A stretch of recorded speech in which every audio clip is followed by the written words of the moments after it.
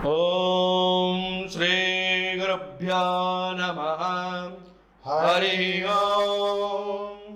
गणानां त्वा गणपतिगं हवामहे कविं कवीनामुपमश्रवस्तमम् ज्येष्ठराजं ब्रह्मणां ब्रह्मणस्पत आन शृण्वन्नोतिभिषीदसादनम् ॐ हंस हंसाय विद्महे परमहंसाय धीमहि तन्नो हंस प्रचोदयात्। ॐ नमो हिरण्यबाहवे हिरण्यवर्णाय हिरण्यरूपाय हिरण्यपतये अंबिकापतये उमापतये पशुपतये नमो नमः। ऋतगं सत्यं परं ब्रह्म पुरुषं कृष्णपिङ्गलम् ऊर्ध्वरेतं विरूपाक्षं विश्वरूपाय वै नमो नमः। ईशानः सर्वविद्यानां ईश्वरः सर्वभूतानां ब्रह्माधिपति ब्रह्मणोऽधिपति ब्रह्मा शिवो मे अस्तु सदा शिवो। ॐ भूर्भुवः स्वः ॐ नमः शम्भवे च मयो भवे च नमः शंकराय च मयस्कराय च नमः शिवाय च शिवतराय च। ॐ निधनपतये नमः निधनपतान्तिकाय नमः ऊर्ध्वाय नमः ऊर्ध्वलिङ्गाय नमः हिरण्याय नमः हिरण्यलिङ्गाय नमः सुवर्णाय नमः सुवर्णलिङ्गाय नमः दिव्याय नमः दिव्यलिङ्गाय नमः भवाय नमः भवलिङ्गाय नमः सर्वाय नमः सर्वलिङ्गाय नमः शिवाय नमः शिवलिङ्गाय नमः ज्वलाय नमः ज्वललिङ्गाय नमः आत्माय नमः आत्मलिङ्गाय नमः परमाय नमः परमलिङ्गाय नमः। एतत् सोमस्य सूर्यस्य सर्वलिङ्गं स्थापयति वाणिमन्त्रं पवित्रम् सद्यो जातं प्रपद्यामि सद्यो जाताय वै नमो नमः।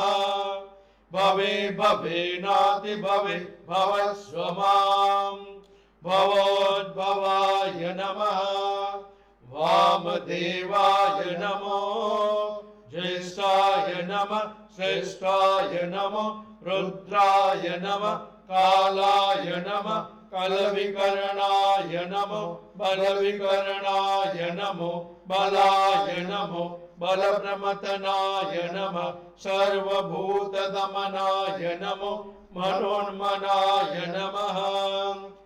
अघोरेभ्यो घोरेभ्यो घोरघोरतरेभ्यः सर्वेभ्यः सर्वेभ्यो नमस्ते अस्तु रुद्ररूपेभ्यः।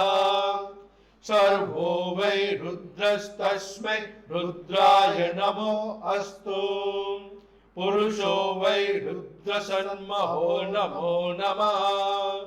विश्वं भूतं भुवनं चित्रं बहुधा जातं जायमानं च यत् सर्वो ह्येष रुद्रस्तस्मै रुद्राय नमो अस्तु। कद्रुद्राय प्रचेतसे मेदुष्टमायतव्यसे वोचेमसन्तमगं हृदे सर्वो ह्येष रुद्रस्तस्मै रुद्राय नमो अस्तु।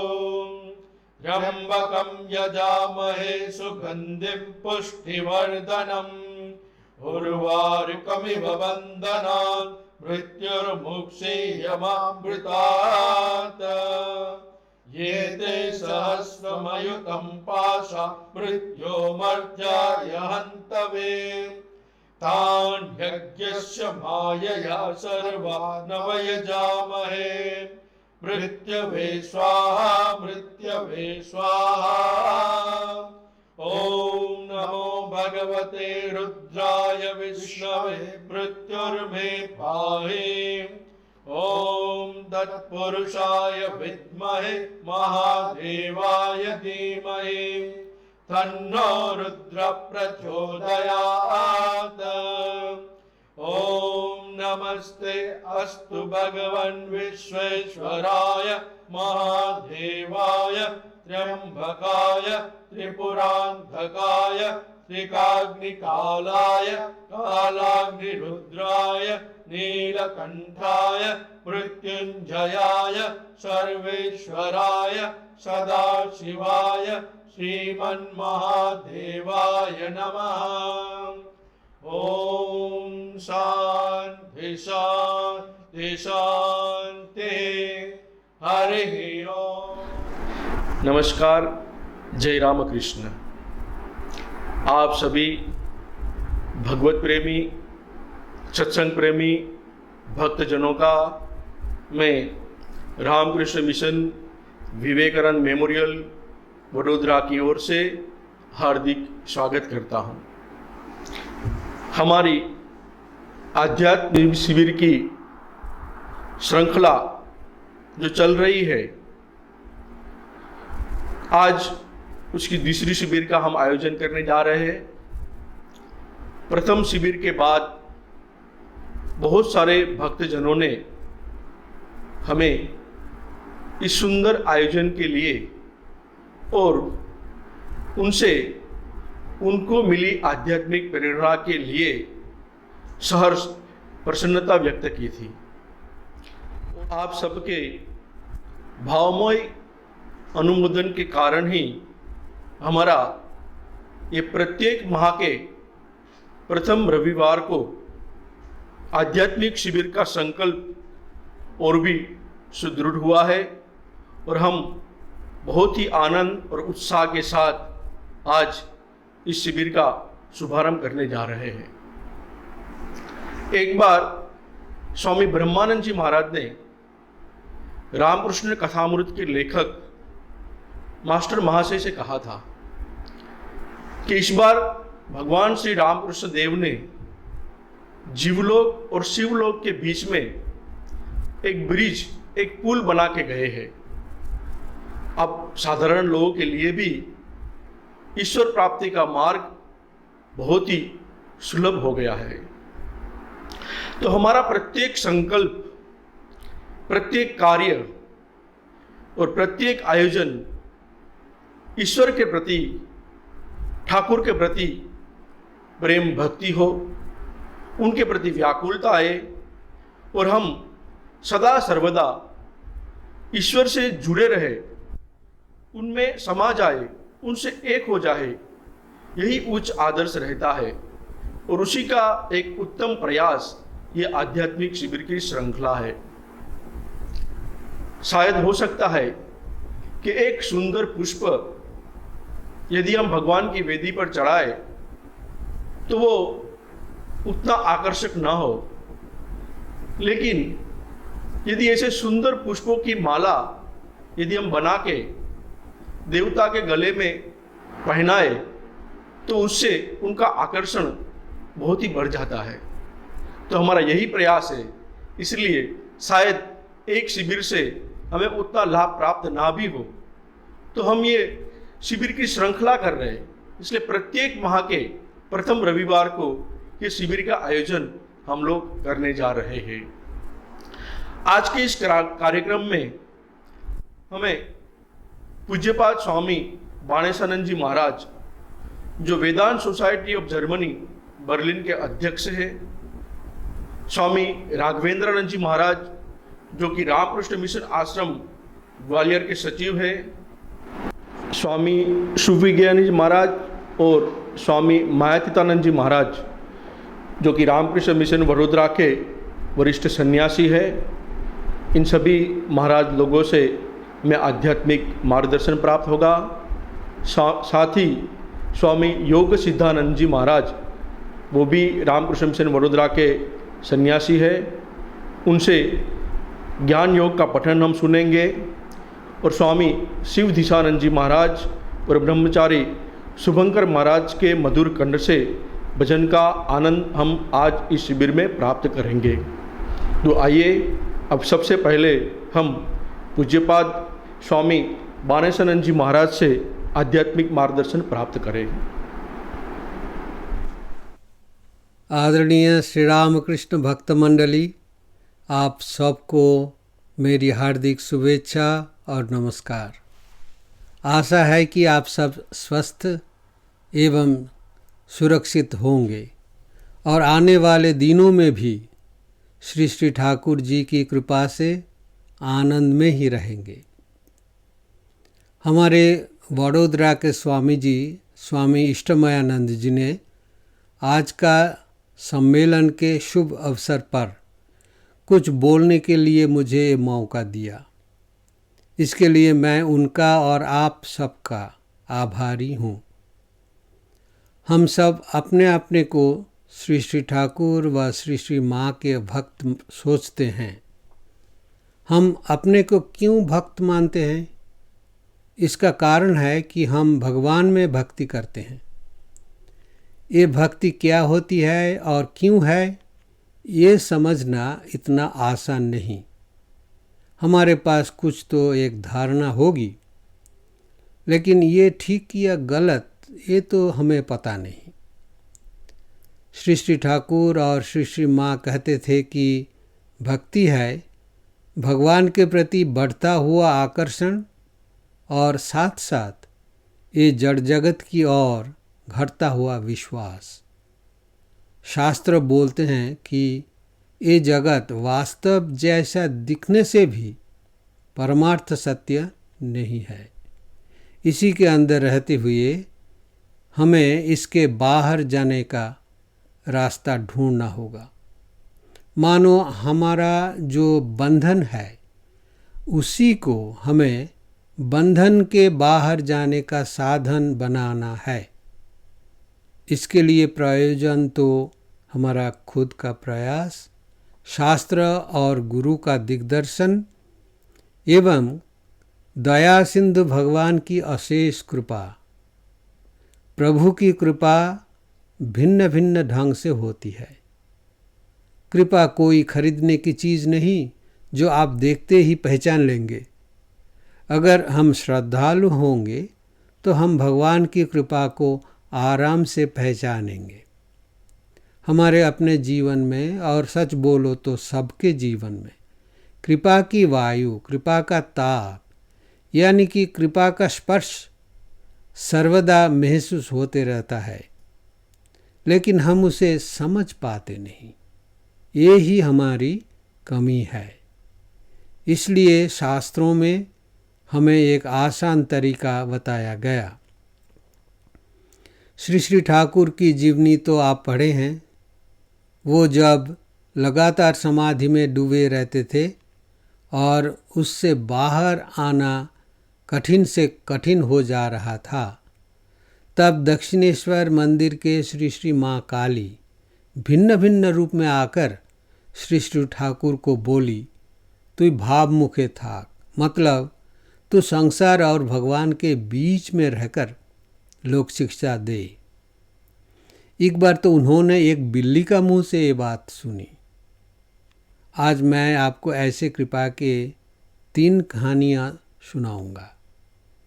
एक बार ऑस्ट्रिया की राजधानी वियना में एक श्रद्धालु दंपति स्वामी विवेकानंद का राजयोग की पुस्तक खरीदने के लिए एक किताब का दुकान में गए। वो लोग पुरानी किताबें भी बेचते थे। दुकानदार ने बोला कि उनके पास इस नाम की कोई किताब नहीं थी। इतने में दुकानदार को याद आया कि 2-3 दिन पहले पुरानी किताबों का एक नया बक्सा आया था। वह सीढ़ी से ऊपर गया।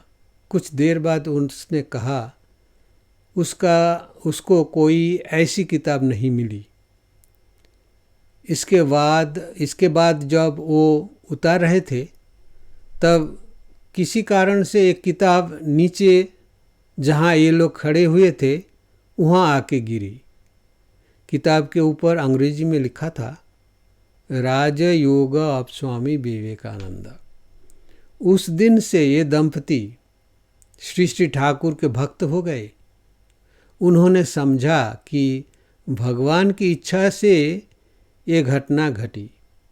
ये दोनों जर्मनी में आकर हमसे मिले थे।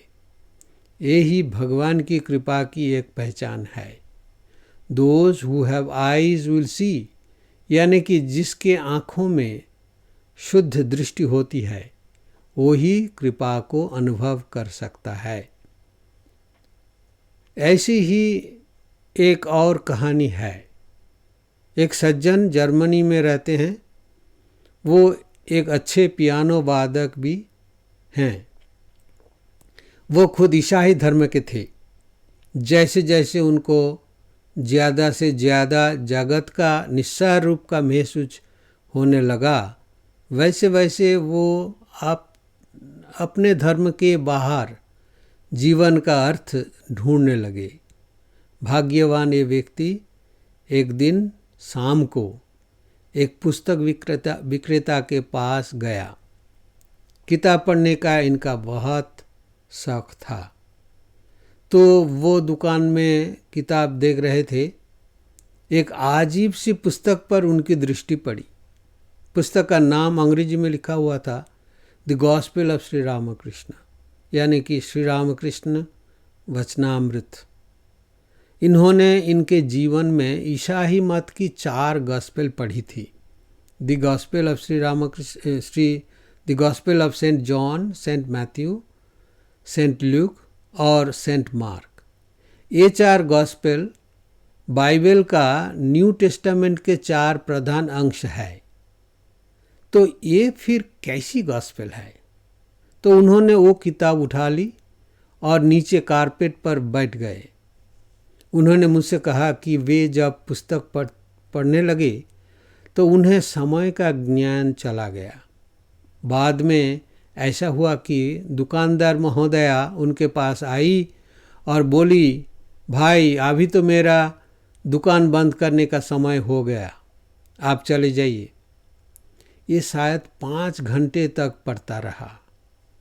इस सज्जन ने दुकानदार को बोला, आप कृपा करके ये किताब अलग करके रखिए, आज मेरे पास पैसा नहीं है, मैं कल आके ले जाऊंगा।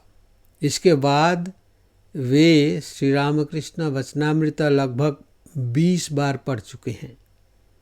आप में से कोई पूरे वचनामृत को 20 बार पढ़ के देखिए क्या होता है। ये जो तीसरी घटना मैं बोलने जा रहा हूँ, ये घटना हमारे आश्रम में ही हुई थी। सन 2004 में बेलूर मठ से मुझे जर्मनी में भेजा गया था। देश छोड़ के बाहर जाने की मेरी इच्छा नहीं थी, लेकिन हमारे तब के प्रेसिडेंट स्वामी रंगनाथानंद जी ने मुझे बुलाकर आदेश दिया जर्मनी में जाके एक नया आश्रम स्थापन करने के लिए। उनसे आशीर्वाद और प्रेरणा भी मिली। विदेश में नया आश्रम प्रतिष्ठा करने का जो कठिन परिस्थितियां होती हैं, उसके बारे में मुझे इतनी जानकारी नहीं थी। मैंने श्री श्री ठाकुर और श्री श्री माँ का नाम लेकर संघ का आदेश मान लिया। खैर, यहाँ आके मैंने देखा कि हमारा आश्रम कहने वाला जो एक मकान था, उसकी हालत खराब थी। आसपास में कोई भक्त नहीं थे। सबसे नज़दीक के निर्भरशील जो भक्त थे वो 130 किलोमीटर दूरी पर रहते थे। आश्रम में मैं ही एकमात्र नागरिक था और बैंक में उधार था इतना कि कल क्या खाएंगे उसका पता नहीं था। आश्रम एक पहाड़ के ऊपर है।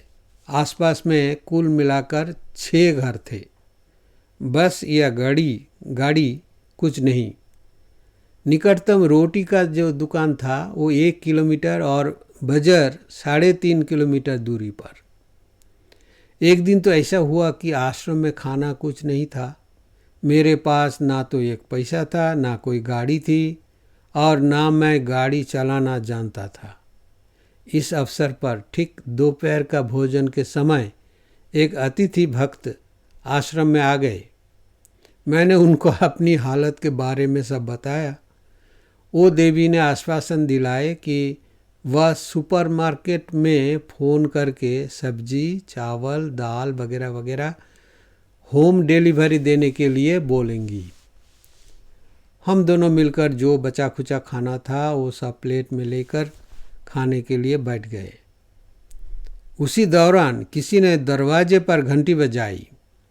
उस देवी ने जाकर दरवाज़ा खोला तो दरवाजे के बाहर मध्य उम्र के एक सज्जन खड़े थे।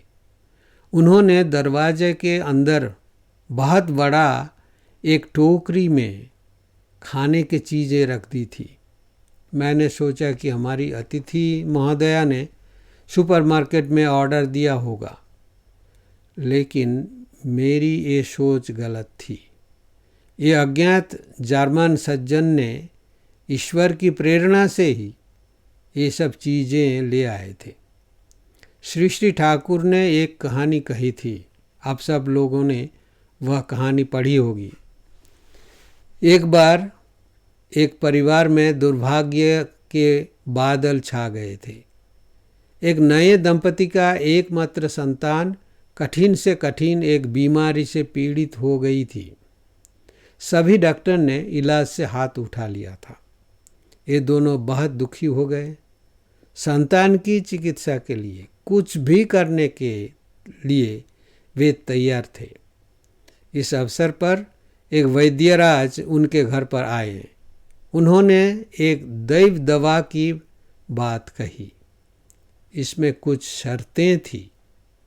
शर्त नंबर 1, एक दिन स्वाति नक्षत्र की राशि का सुसंयोग होगा। नंबर 2, उस दिन संतान के पिता को एक स्मशान में जाना होगा। नंबर 3, स्मशान में एक कंकाल की खोपड़ी मिलेगी। नंबर 4, वह बंदा जब वहाँ प्रतीक्षा कर रहा होगा तब कुछ हल्की सी बारिश होगी।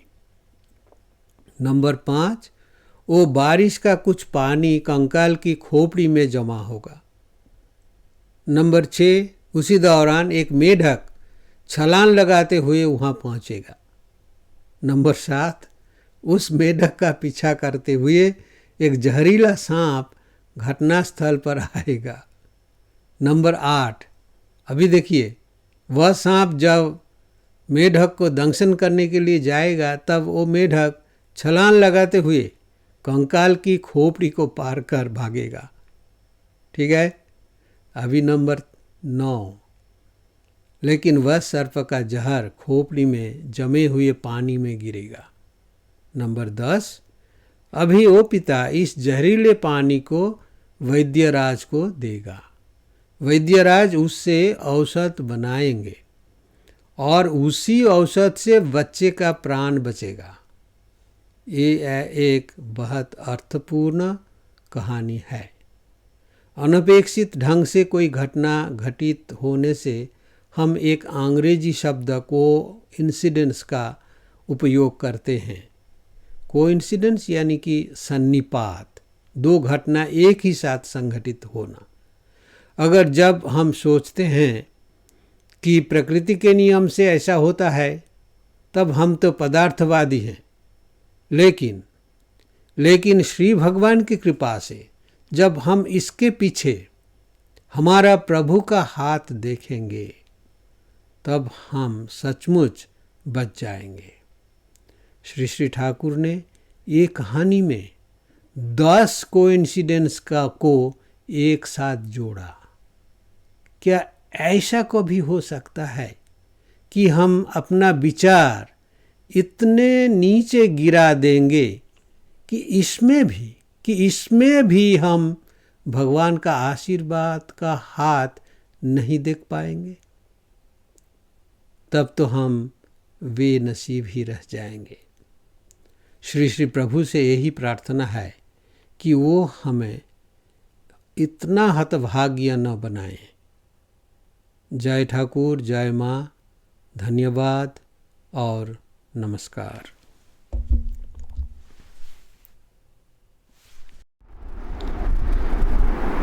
अभी हमने पूज्य स्वामी बाणेशानंद जी महाराज से आध्यात्मिक मार्गदर्शन प्राप्त किया।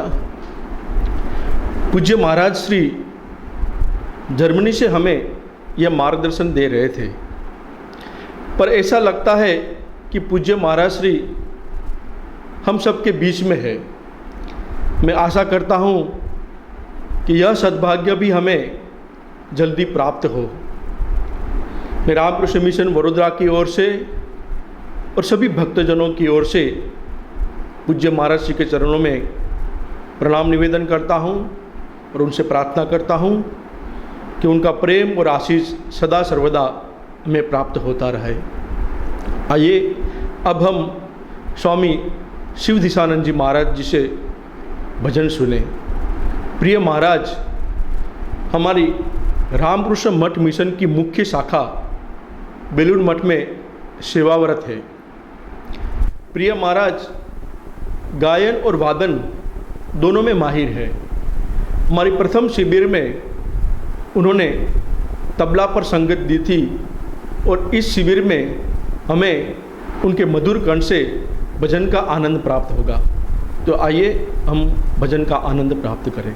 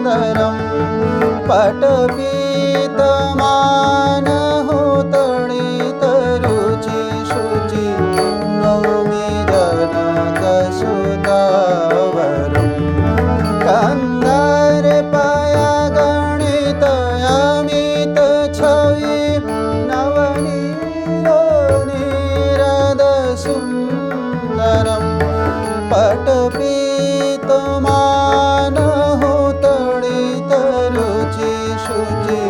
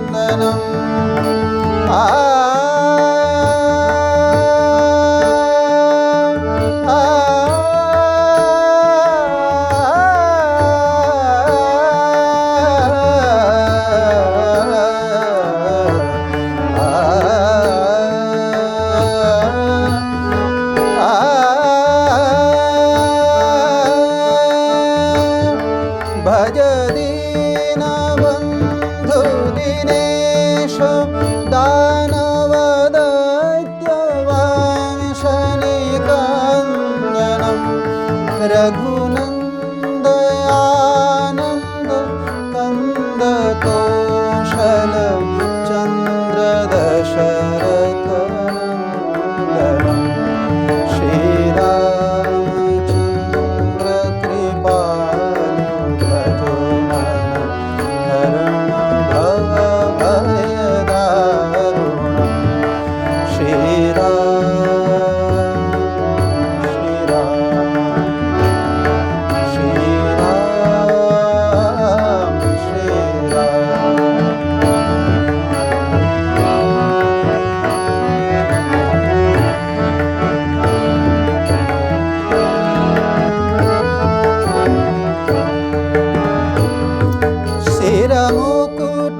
शिरमुकुटकुण्डल तिलकं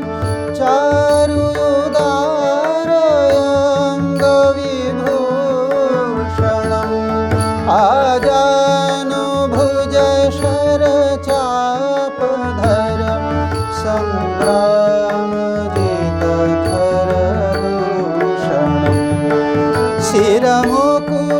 शिरमुकुटकुण्डल तिलकं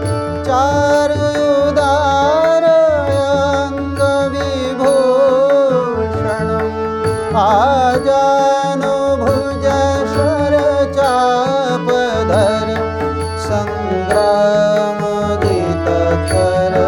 सङ्ग्रामजितखरदूषणम् श्रीरामचन्द्र कृपालु भजो मन हरण भव भयदारुणम्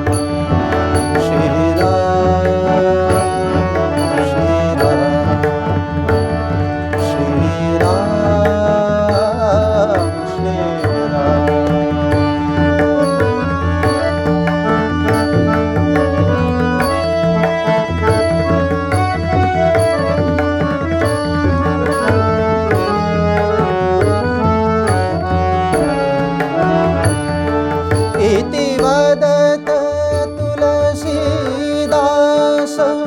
शङ्कर शेष मुनिमनरञ्जनं मम हृदय कुञ्जनिवास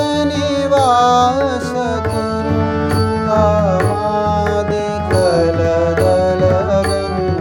कामादिकलदलगञ्जनम् इति तु वदत तुलसीदास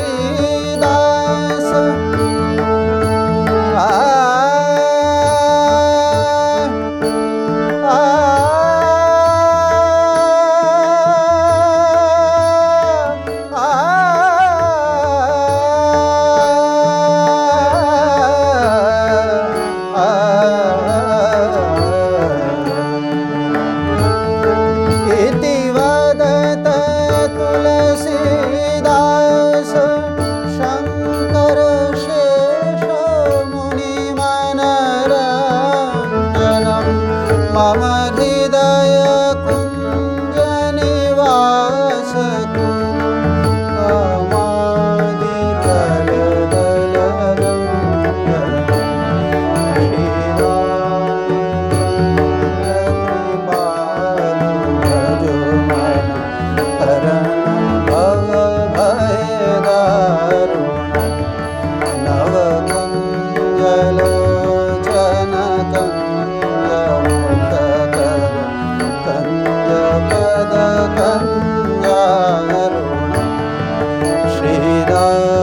श्रीरामचन्द्र कृपालु भजो मन हरण भव भयदारुणम्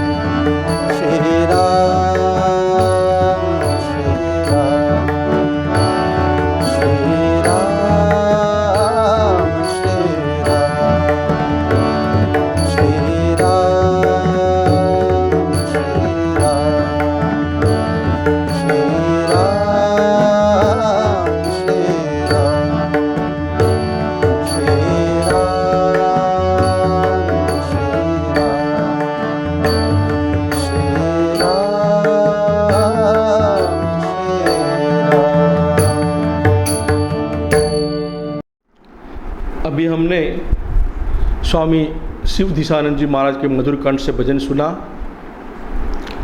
अब हम स्वामी राघवेंद्र जी महाराज से आध्यात्मिक सत्संग प्राप्त करेंगे। पूज्य महाराज का गुजरात से बहुत ही लगाव है और बहुत बार उनके सत्संग का, उनके दर्शन का सद्भाग्य हमें प्राप्त होता रहता है। महाराज जी से जहाँ भी जब भी कोई भी बात हो तो वह सत्संग में ही परिणित हो जाती है और ऐसा लगता है कि महाराज को सुनते ही रहे। तो आज हमारा बहुत ही सद्भाग्य है कि हमें पूज्य महाराज से सत्संग प्राप्त हो रहा है। आइए पूज्य महाराज से सत्संग प्राप्त करें। सर्वे भवन्तु सुखिनः, सर्वे सन्तु निरामया, सर्वे भद्राणि पश्यन्तु, मा कश्चित् दुःखभाग् भवेत्। असतो मा सद्गमय, तमसो मा ज्योतिर्गमय, मृत्योर्मा अमृतं गमय। ओम शांति शांति शांति। जननीं शारदां देवीं रामकृष्णं जगद्गुरुं पादपद्मे तयोः श्रित्वा प्रणमामि मुहुर्मुहुः। नमस्कार। आज रामकृष्ण मिशन बड़ौदा की इस शिविर में हम श्री रामकृष्ण देव का एक जो प्रसिद्ध वचन है कि साधक को अपने आध्यात्मिक जीवन के लिए विश्वास की बहुत आवश्यकता है, ये विश्वास को लेकर आज हम थोड़ी चर्चा करेंगे। श्री रामकृष्ण देव ने एक बड़ा सुंदर उदाहरण दिया है। भक्तों से कहते हैं कि देखो, दिन में आकाश में तारे नहीं दिखते, क्या इसका मतलब ये है कि आकाश में तारे ही नहीं है? संध्या होने दो, रात होने दो, और फिर देखो आकाश की तरफ देखो, दिखेगा कि तारों से आकाश भरा हुआ है। उसी प्रकार जो लोग इस ईश्वरी सत्ता को नहीं मानते, ईश्वर का अस्तित्व नहीं मानते, ईश्वर की क्या आवश्यकता है, यह कहते हैं, वे ये नहीं जानते कि ईश्वर कितना आवश्यक है, और क्योंकि ईश्वर की धारणा उन्हें नहीं है, ईश्वर क्या चीज़ है ये वो समझे नहीं है, इसलिए इस प्रकार का मनुष्य एक, जिसको हम कहते हैं कि तर्क करता है कि ईश्वर की क्या आवश्यकता है, किसने ईश्वर को देखा है? जैसा हम आलू प्याज बैगन देखते हैं बाजार में, क्या वैसा ईश्वर दिखता है? ये लोग तर्क करते हैं। अरे ये सब जो आध्यात्मिक पुरुष है वो सब ऐसे ढोंगी होते हैं, ज़्यादातर इक्का दुक्का कोई होंगे सत्य, लेकिन बाकी सब ऐसा तर्क करते हैं। ऐसे से नहीं चलेगा। ईश्वर क्या है, ईश्वर प्राप्ति कैसे होती है, इस पर जब हम ध्यान देंगे, गौर से महापुरुषों का जीवन जानने की कोशिश करेंगे, आध्यात्मिक जीवन क्या है ये समझने का प्रयास करेंगे, तब कहीं हमें ये सब सत्य है, ये महापुरुषों के उपदेश सत्य है। और ठाकुर श्री रामकृष्ण ऐसा क्यों कहते हैं कि वास्तविक ईश्वर ही सत्य है। आप सभी जानते हैं, नरेंद्र नाथ ने श्री रामकृष्ण देव को पूछा था, क्या महाशय आपने ईश्वर को देखा है? और श्री रामकृष्ण देव ने क्या जवाब दिया था? हाँ, ईश्वर को देखा है, जैसा तुम्हें देखता हूँ, और उससे भी ज़्यादा, और ज़्यादा क्लोजली, या और ज़्यादा करीब से। क्योंकि ये जो बाहर का हमारा व्यवहार है ये तो इंद्रियों से चलता है, स्थूल आंखों से हम एक दूसरे को ये जगत सृष्टि देखते हैं, लेकिन ईश्वर को देखने वाली आंख जो होती है वो ये स्थूल भौतिक आंख नहीं होती, वो दूसरी आंख होती है। वो कौन सी आंख होती है? वो एक भावमय चक्षु होती है। भावमय चक्षु से ईश्वर का दर्शन होता है। भगवद गीता में कृष्ण क्या कहते हैं अर्जुन को? जब कहा कि मुझे वो आपका वो रूप देखना है, आपका वो दिव्य रूप मुझे देखना है, भगवान ने क्या कहा? दिव्यम ददामि ते चक्षु पश्य में योगमैश्वरम। मेरा ऐश्वर्य देखना है तुम्हें तो मैं दिव्य चक्षु दूंगा, तुम ये सामान्य चक्षुओं से मुझे नहीं देख सकोगे। माने एक जब आध्यात्मिकता क्या है सही समझ में आएगा, तब हमें समझेगा कि आध्यात्मिकता की भी कुछ कंडीशंस है, कुछ आवश्यकता है। जब तक हम वो पूरी नहीं करेंगे तब तक हम कैसे कह सकते हैं कि यह सब कुछ झूठ है और ऐसा ही फिजूल की बातें करते हैं ये लोग? नहीं, ये महापुरुष लोग अपने जीवन में सत्य को, ईश्वर को अनुभव करते हैं और फिर वे कहते हैं कि नहीं, ये सत्य है, ईश्वर पर। अब ईश्वर पर विश्वास मैंने ऐसा कुछ नहीं कि कोई बाहर की वस्तु है ईश्वर, दूर की वस्तु है ईश्वर। वो ईश्वर हमारे अंदर ही छिप कर बैठा है। मोह को कहाँ ढूंढे बंदे, मैं तो तेरे पास में, खोजोगे तो आ मिलूंगा पल भर की तलाश में। ईश्वर सर्वभूतानां हृदयेषु अर्जुन तिष्ठति। भगवान कृष्ण कहते हैं ईश्वर तो तुम्हारे हृदय में रहते हैं। तो ऐसे ईश्वर को जो हमारे ही अंदर है, हमारे हृदय में छिप कर बैठा है, और उसका अस्तित्व हम नहीं मानेंगे। आजकल का हमारा जो भौतिक ज्ञान है ना, ये भौतिक विज्ञान पर आधारित है। तो हमें ऐसा लगता है कि हमारे जो पंचेंद्रिय है, ये मन है हमारे अंदर एक, बस इसी से सब जगत अनुभव में आता है। हमें ये नहीं मालूम कि ये मन, ये इंद्रिया, ये कर्मेंद्रिया, ज्ञानेंद्रिया, पंच प्राण, अंतःकरण, ये सब कुछ नहीं है। ये केवल मैटर है, ये भी सूक्ष्म मैटर है, ये चला नहीं सकता। इससे हमें जगत की अनुभूति नहीं हो सकती, अपने स्वयं की भी अनुभूति नहीं हो सकती। वो ये सब कार्य तब करते हैं जब इसके पीछे वो ईश्वर की शक्ति काम करती है। ईश्वर की जो सूक्ष्म शक्ति है, जिसने ये मन को व्याप्त करके रखा है। उपनिषद कहता है वो मन का भी मन है, वो प्राण का भी प्राण है, वो आँख का भी आँख है। ऐसा क्यों? क्योंकि वास्तविक ये आँख, ये कान, ये ज्ञानेंद्रिया है, इनको ये शक्ति किसने दी है? ये ईश्वर ने, ईश्वरी सत्ता ने इनको शक्ति दी है। और इसीलिए श्री रामकृष्ण देव ने कहा था नरेंद्र को कि जैसे तुझे देखता हूँ उससे भी ज़्यादा करीब से मैं ईश्वर को देखता हूँ, और मैं जैसा कहूँगा वैसा करोगे तो तुम्हें भी ईश्वर का दर्शन होगा। तो ये ऐसे ईश्वर की तरफ जाने के लिए साधक को विश्वास की खूब आवश्यकता है। बिना विश्वास के हम इस आध्यात्मिक जीवन में आगे नहीं बढ़ सकते। हम जानते हैं छोटे बच्चे बहुत सी बातें हमारी नहीं मानते, बड़े माता पिता जानते हैं क्या है आगे चलकर इसके काम में क्या आने वाला है। बालक को आज मालूम है कि नहीं, हम नहीं करेंगे। बालक को जो अच्छा लगता है वही चाहता है, जो अच्छा नहीं लगता उसे नहीं करूँगा कहता है। लेकिन माता पिता जानते हैं कि उसके लिए वास्तविक अच्छा क्या है, सही क्या है। वैसे ही शास्त्र हमारे माता पिता है, महापुरुष लोग हमारे माता पिता हैं। वे भी जानते हैं कि आज हम लोग अज्ञान में हैं, इसलिए कुछ बातें मानना नहीं चाहते। लेकिन ये अगर हम मानेंगे तो इसमें हमारा ही कल्याण है, और इसमें हम लोगों का ही एक फायदा है बहुत बड़ा, जो कि जन्म जन्म से हम ये अज्ञान के चक्कर में घूम रहे हैं, भटक रहे हैं, सुख दुख भोग रहे हैं। लेकिन ये ईश्वरी सत्ता पर जब विश्वास करेंगे, और ईश्वरी सत्ता को मानने से जीवन में एक अजीब अलग प्रकार की शांति आती है, अलग प्रकार की शांति आती है। जैसे छोटे बच्चे को जब वो डर जाता है तो क्या कहता है, उसके मुंह से क्या निकलता है? पहले निकलता है पापा, माँ, मामा या बाबा या पापा। ये क्यों निकलता है? क्योंकि उसका पूरा भरोसा उन दोनों पर है। वैसे ही अगर हमारा भरोसा ईश्वर पर होगा तो हमारे मुंह से अपने आप निकलेगा, हे प्रभु, हे भगवान श्री कृष्ण, हे शिव जी, हे भोले, ऐसा अपने आप निकलेगा। अब देखिए विश्वास क्या नहीं करता है। आपको एक संक्षेप में एक छोटी सी कहानी बताता हूँ, विश्वास की कहानी।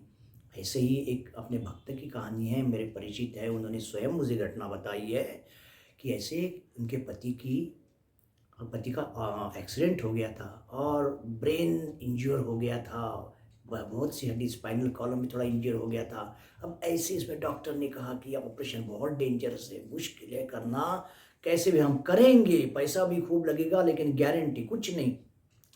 उन्होंने, वो माता जी ने मुझे कहा कि स्वामी जी, मैंने पैसा तैयार कर दिया, सब कुछ बेच बाज करके, कुछ प्लॉट बेच के मैं पैसा किया, फिर डॉक्टर को कहा आप ऑपरेशन करो। और बोले मैं भोले को मानती हूँ, शिव जी को मानती हूँ। मैंने भोले को प्रार्थना की, भोले को कहा भोले ये ऑपरेशन आप करेंगे, डॉक्टर नहीं करेगा, आप करेंगे। और मुझे मेरा बंदा, उनके वो शब्द है, मुझे मेरा बंदा पूरा का पूरा चाहिए, मुझे उंगली भी टेढ़ी नहीं चाहिए।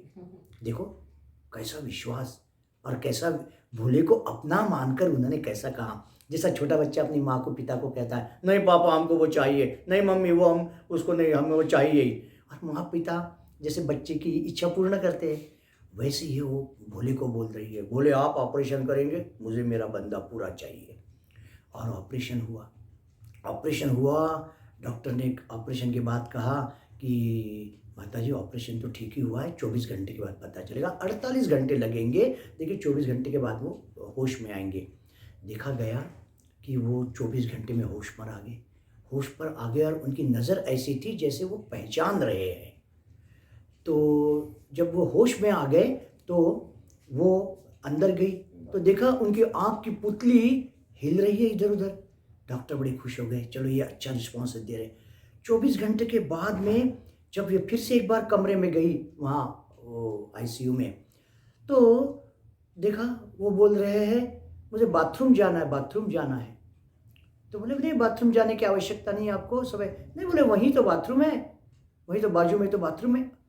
डॉक्टर और आश्चर्यचकित हो गए कि उन्हें इतना भी समझ रहा है कि बाथरूम यहाँ है। फिर ये होने के बाद में उन्होंने डॉक्टर जो डाउट कर रहे थे कि क्या होगा कुछ नहीं, उन्होंने पैर हिलाने को कहा, पैर हिलाना, हाथ हिलाने का हाथ का है, सब बराबर, ब्रेन पूरा ठीक है। और धीरे धीरे 2 दिन के बाद में दिखने को आया कि उन्हें ऑलमोस्ट सब कुछ ठीक है, कुछ भी बिगड़ा नहीं है। अब जब ऐसा हुआ तो वो माताजी कहती है मैंने डॉक्टर के पास गई और यहाँ डॉक्टर बहुत बहुत धन्यवाद, आपने मैंने जिस प्रकार से किया, हाँ, और मुझे मेरे पति आपने ठीक से पूरे लौटा दिए। अब डॉक्टर वो माताजी के हाथ पकड़ कर कहते हैं माताजी ये ऑपरेशन मैंने नहीं किया, मुझे पता नहीं, मैं भगवान मानता नहीं हूँ, लेकिन जब मैं ये ऑपरेशन कर रहा था तो मुझे अनुभव हो रहा था कि जैसे कोई मुझसे करा रहा है, मैंने नहीं किया। और आपको कहता हूँ जब से मेरा ये ऑपरेशन हुआ है मुझे अभी भी ऐसा अनुभव हो रहा है जैसे मैं हवा में चल रहा हूँ। ये डॉक्टर के शब्द हैं। और फिर बोले मैंने डॉक्टर से कहा डॉक्टर ये ऑपरेशन आपने नहीं किया, ये मेरे भोले ने किया, मैंने भोले को कहा था कि आप ऑपरेशन करना।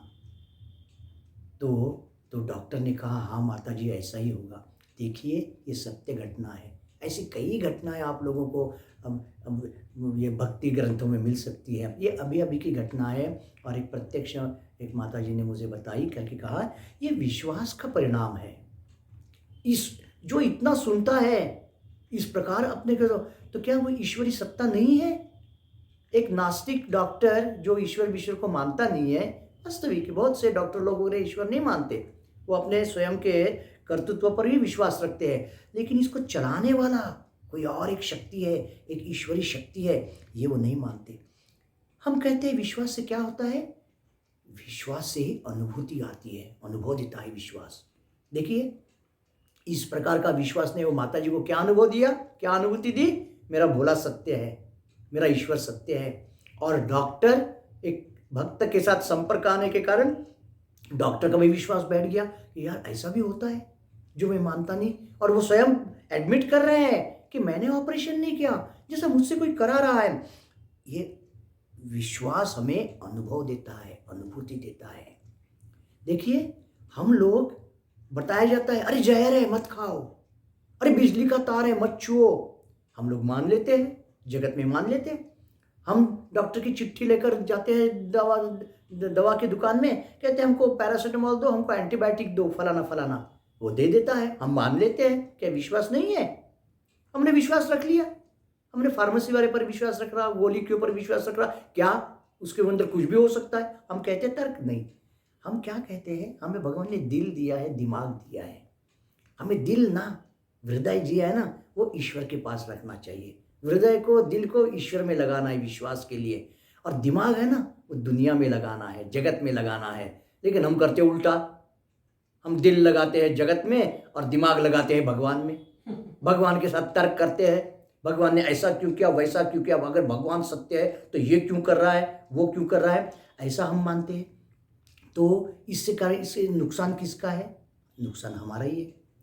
हम दिल भगवान से लगाएंगे तो दिल में विश्वास आएगा, और हमें विश्वास से एक अनुभूति भी आएगी। भगवान देते हैं इस प्रकार का विश्वास करने से, अपना विश्वास सत्य करके दिखाते हैं अनुभूति से। अब अनुभूति जब आ जाती तो हम उसको अपनी अनुभूति को हम कभी नकार नहीं सकते। हमारा जो अनुभव है वो हमें स्वीकार ही करना पड़ता है। इसलिए ये जो हमारे इंद्रियों का खेल है, इंद्रियों का जगत है, ये इंद्रियों का जगत जैसा हमें दिखता है वैसा नहीं है पूरा। छोटा बच्चा कहता है सनराइजेस इन द ईस्ट। क्या सूरज ईस्ट में वास्तविक उगता है? नहीं, पृथ्वी घूमती है करके वो निकल रहा है, ऐसे दिखता है। तो हमारी आंख तो हमें ठगा रही है क्या? लेकिन हम मानते हैं इसको। जो समझते हैं साइंस वो मानते हैं, लेकिन जिनको ये साइंस का सत्य मालूम नहीं है वो बोलते नहीं, सूर्य इधर से निकलता है उधर डूबता है। तो लेकिन जिन्होंने देखा है, आपको मालूम है कि ये बातें, ये जिसको वैज्ञानिक सत्य कहते हैं, ये वैज्ञानिक सत्य, वो लोग क्यों वैज्ञानिक सत्य कहते हैं? क्योंकि उनका विश्वास है, उन्होंने अनुभव किया है, जान लिया है। वैसे ही ईश्वरी सत्ता, जब हमारा विश्वास हमें उसकी अनुभूति देता है, हमें समझा देता है, तब हम उसको मानने लगते हैं। युधिष्ठिर भीष्म जी के पास गए, आखिरी जब वो शरशैया पर पड़े थे, और युधिष्ठिर पितामह को होता है, पितामह कैसा आश्चर्य, हम लोग 5 लोग थे कौरवों की तरफ, आप जैसे सब लोग, लेकिन आज मैं राजा बन गया, मैं चक्रवर्ती सम्राट बन गया, आप ऐसे पड़े हो, कौरव नष्ट हो गए। तब पितामह ने कहा, युधिष्ठिर भाग्यम फलति सर्वत्र न च विद्याम न कौशलम। भाग्य नाम की चीज है ना, भाग्य क्या है? भाग्य माने ईश्वर की इच्छा, भगवान की इच्छा, ईश्वर की इच्छा। ये जगत ईश्वर की इच्छा से चल रहा है।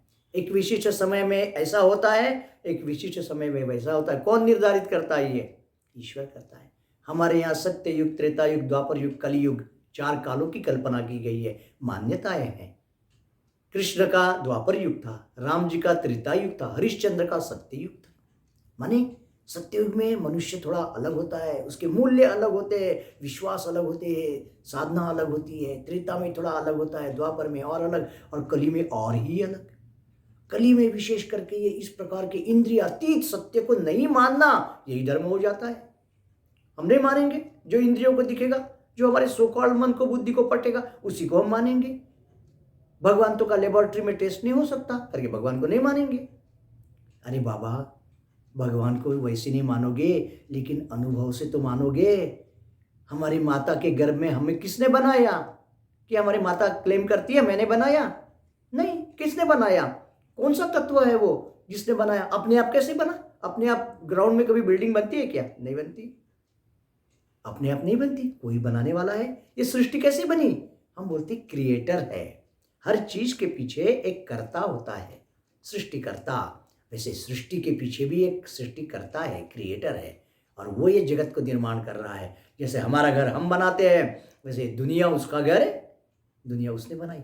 इसलिए हम आध्यात्मिक जीवन जीने वालों को इस प्रकार का ईश्वर पर ऐसे अटल विश्वास होना चाहिए। ईश्वर है किसी भी हालत में, अच्छा बुरा होना जाना वो तो चलता है, कभी अच्छा होगा, कभी बुरा होगा, कभी रात्रि होगी, कभी दिन होगा, लेकिन ईश्वर पर ऐसा विश्वास हमें रखना पड़ेगा, तब हमारा ये आध्यात्मिक जीवन सफल हो सकता है। बस भगवान श्री राम कृष्ण देव से हम यही प्रार्थना करते हैं कि हमें ऐसे ही उनके चरणों में दृढ़ विश्वास दे, और हम आध्यात्मिक जीवन में इसी प्रकार आगे बढ़ते रहे।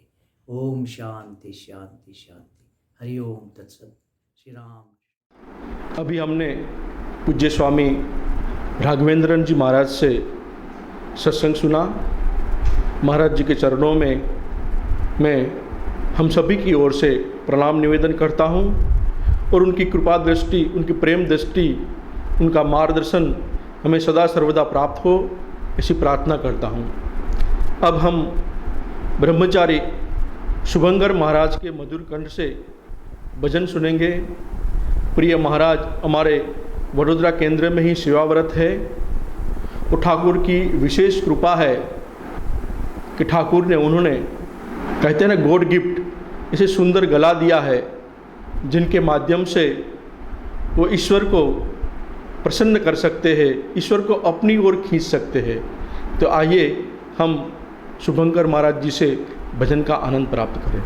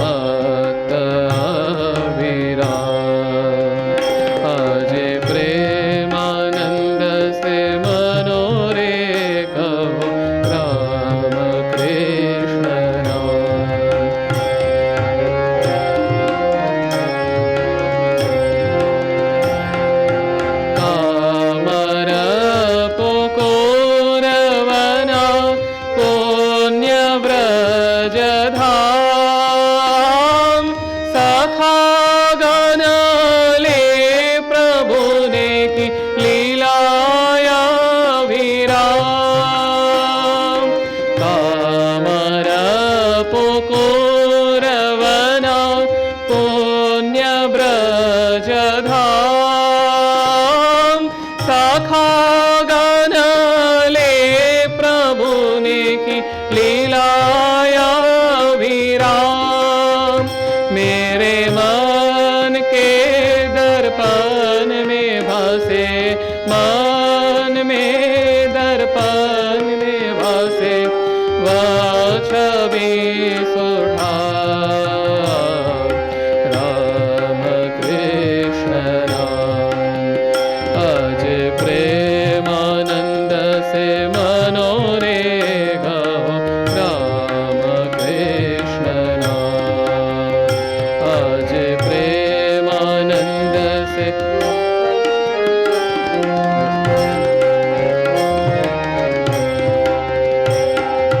नमो नमो चंद्रा देवी, नमो क्षुधीरा, कृपामयी माँ जननी लो मेरे प्रणाम। नमो नमो चंद्रा देवी, नमो क्षुधीरा, कृपामयी माँ जननी लो मेरे प्रणाम। जय राम बाटी की माटी चंदन समान, माँ की है जन्मभूमि महातीर्थ स्थान। जय राम बाटी की माटी चंदन समान, माँ की है जन्मभूमि महातीर्थ स्थान।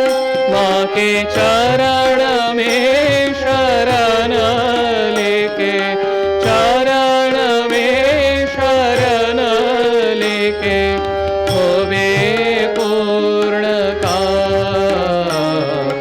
राम कृष्ण नाम अज प्रेमानंद से मनोरे कहो। राम कृष्ण नाम कहो। राम कृष्ण नाम भजो। राम कृष्ण नाम नाम सुधा पी के रहो मत अविराम। आज प्रेमानंद से मनोरे गाओ। राम कृष्ण राम आज प्रेमानंद से मनोरे गाओ। राम कृष्ण नाम।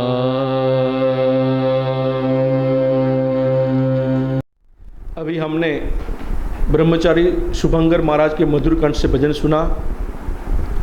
आइए अब हम स्वामी मायातीतानंद जी महाराज से भक्तिमय व्याख्यान का श्रवण करें। पूज्य महाराज श्री वडोदरा केंद्र में ही सेवावरत है और महाराज श्री की अध्ययन और साधना के प्रति निष्ठा हमें सदा सर्वदा प्रेरित करती रहती है। आइए पूज्य महाराज श्री को सुने। ओम स्थापकाय च धर्मस्य सर्वधर्मस्वरूपिणे अवतार वरिष्ठाय रामकृष्णाय ते नमः। भक्तजनों, आज आध्यात्मिक शिविर का जो कार्य है, इसमें हम लोग श्री राम कृष्ण जो आए थे ये धर्म संस्थापन करने के लिए, और उन्होंने अपने साथ जो है स्वामी विवेकानंद, माँ शारदा देवी के लाए थे, उनका पार्षदों को लाए थे। और हम लोग तो श्री रामकृष्ण और स्वामी विवेकानंद माँ शारदा देवी को देखे नहीं है, उनका जो पार्षद जो है उनको भी देखे नहीं है, लेकिन जो प्राचीन साधु हमारा संघ के जो लोग, उन लोगों को संग किया है, तो ये प्राचीन साधु का जो वाणी है, जो जीवन है, इसके जरिए हम लोग अगर श्री रामकृष्ण, माँ शारदा देवी, स्वामी विवेकानंद और आध्यात्मिक जो जगत, आध्यात्मिक जो धर्म, इसका बारे में समझने का कोशिश करें तो बहुत अच्छी तरह से समझ सकते हैं। स्वामी शंकरानंद जी महाराज, जो कि हमारा रामकृष्ण मठ मिशन का 7वां अध्यक्ष थे, तो उन्होंने स्वामी सदानंद स्वामी विवेकानंद का प्रथम सन्यासी शिष्य थे, और ये स्वामी शंकरानंद सदानंद जी का भांजा थे, और इसी का कारण उन्होंने मठ में आते थे। सब सन्यासी जो है शंकरानंद जी के बहुत प्यार करता था, सदानंद जी भी बहुत प्यार करते थे, सब साधुओं को साथ, सन्यासियों को साथ मिलते थे, और धीरे धीरे उनका मन जो है स्वामी विवेकानंद का जो इंस्पिरेशन, इसी का मुताबिक उन्होंने सिद्धांत किया, तय किया जो रामकृष्ण मिशन का साधु बनेंगे, और उसी का मुताबिक उन्होंने मिशन में ज्वाइन किया। स्वामी ब्रह्मानंद जी से उन्होंने सन्यास प्राप्त किए थे, दीक्षा प्राप्त किए थे, और उनका सेवक का रूप से 11 साल 11 ईयर्स स्पेंड भुवनेश्वर मंदिर जो है, भुवनेश्वर आश्रम, जो कि ब्रह्मानंद जी का एक सपना था, वहाँ पर जो आश्रम बने थे, जो मंदिर बने थे, शंकरानंद जी का बहुत अवदान था। सिर्फ यही नहीं, स्वामी विवेकानंद का मंदिर, माँ शारदा देवी का मंदिर, ब्रह्मानंद जी का मंदिर बनाने में इनका योगदान बहुत बड़ा था। उनका देखभाल में ही ये सब मंदिर बने थे, और उन्होंने 7वां प्रेसिडेंट बने थे, अंतिम दिन तक उन्होंने प्रेसिडेंट था। तो उनका जीवन का एक घटना है, प्रभुपाद जी का शुद्धा प्राणा, जो कि शारदा मिशन का एक सन्यासिनी थी, और बीच बीच में बेलूर मठ में आते थे श्री रामकृष्ण जी को दर्शन करने के लिए मंदिर में, और जो प्रेसिडेंट महाराज जो है शंकरानंद जी के, उनको उनका जो है पूत संग प्राप्त करने के लिए आती थी। एक बार उन्होंने आई, अपना साथ जो है उनका एक साथी, उनका एक सन्यासिनी को साथ लेकर के आई थी, और ये प्रभुपाद जी का शुद्धा प्राणा, ये जो एंटाली, कलकत्ता का एंटाली बोल के एक स्थान है, वहाँ पर एक स्कूल थी, और वो स्कूल का टीचर थी, दोनों ही सन्यासिनी। तो शंकरानंद जी के पास आए, पहले जो मंदिर है, मंदिर में श्री रामकृष्ण जी का दर्शन करने के बाद शंकरानंद जी के पास आए, उनका प्रणाम किया, सामने बैठे, और महाराज ने बोले क्या बात है, आज तुम्हारा स्कूल नहीं है? तो शुद्धा प्राणानंद जी ने बोली, जे महाराज स्कूल तो है, हमारा स्कूल उतना बड़ा नहीं है, जो बुजुर्ग महिलाओं हैं इन लोगों की शिक्षा देने के लिए हमारा स्कूल है, और 12:30 बजे खुलती है स्कूल। मैं आपको दर्शन करने के बाद मठ में प्रसाद ले करके जल्दी जल्दी चला जाऊंगा, और हो सकता है थोड़ा देर में पहुंचूं, इसमें कोई तकलीफ नहीं है, दिक्कत नहीं है। शंकरानंद जी ये सुनने के बाद गंभीर हो गया और बोले, देखो ये जो कर्म जो है इसका ऊपर निष्ठा रखना चाहिए, ऐसा नहीं है, कोई कर्म जो है, कर्म छोटा बड़ा नहीं होता है। आज प्रसाद लेने का ज़रूरत नहीं है, तुम जो है, तुम दोनों यहाँ से जल्दी चले जाओ, और बस पकड़ करके जितना जल्दी है चले जाओ। स्कूल जो है समय, ठीक समय में खुलना चाहिए। शुद्धा प्राणा माता जी ने बोले जो उस दिन जो है मेरा एक बहुत बड़ा शिक्षा हो गया। हर काम जो है सही ढंग से, सही नियम नीति से करना चाहिए। एक बार शंकरानंद जी महाराज दुर्गा पूजा के बाद विजयादशमी का दिन उद्बोधन में श्री माँ को दर्शन करने के लिए गया था और वहाँ पर जो है माँ का मंदिर में माँ का दर्शन करने के बाद उन्होंने आत्मबोधानंद जी उसी समय वहाँ का सेक्रेटरी थे, उनका घर में बैठे। वहाँ पर जितने सारे साधु ब्रह्मचारी थे सब आकर के उनके प्रणाम करने लगे। महाराज सबको आशीर्वाद करने लगे। फिर उन्होंने जब हो गया उठ के चलने का समय जो है, स्वामी श्रद्धानंद जी जो कि उद्बोधन में हमारा जो बांग्ला प्रकाशन विभाग था उसी का उन्होंने एडिटर थे, दौड़ते हुए भागते हुए आए और महाराज को जल्दी से प्रणाम कर दिया। तो महाराज जी ने ये देख करके थोड़ा गंभीर हो गया और बोले, शुद्धानंद सुनो, ऐसा करके साधु को प्रणाम करना ठीक नहीं है। साधु को प्रणाम करना है आत्मनिवेदन का भाव से, श्रद्धा से प्रणाम करना चाहिए। और जिनको तुम प्रणाम कर रहे हो वो भी भगवान का पास इसको समर्पण कर देता है। मुझे अगर कोई प्रणाम करे, मैं जो है श्री राम कृष्ण जी को पास प्रार्थना करता हूँ, हे प्रभु इनको कल्याण करना। इस प्रकार से प्रणाम करना चाहिए। प्रणाम करना और प्रणाम लेना जो है इतना आसानी का बात नहीं है। स्वामी चेतनानंद जी महाराज जो कि सेंट लुइस आश्रम का सेक्रेटरी है,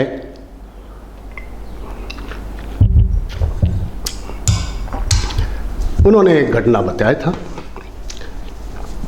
चेतनानंद जी महाराज स्वामी शंकरानंद जी से दीक्षा प्राप्त हुए थे और दीक्षा लेने के बाद मंत्रों का बारे में चेतनानंद जी को जिस प्रकार उपदेश किया, स्वामी चेतनानंद जी अपना जो ग्रंथ जो है प्राचीन साधुओं को कथा इसमें लिपिबद्ध करके किए थे।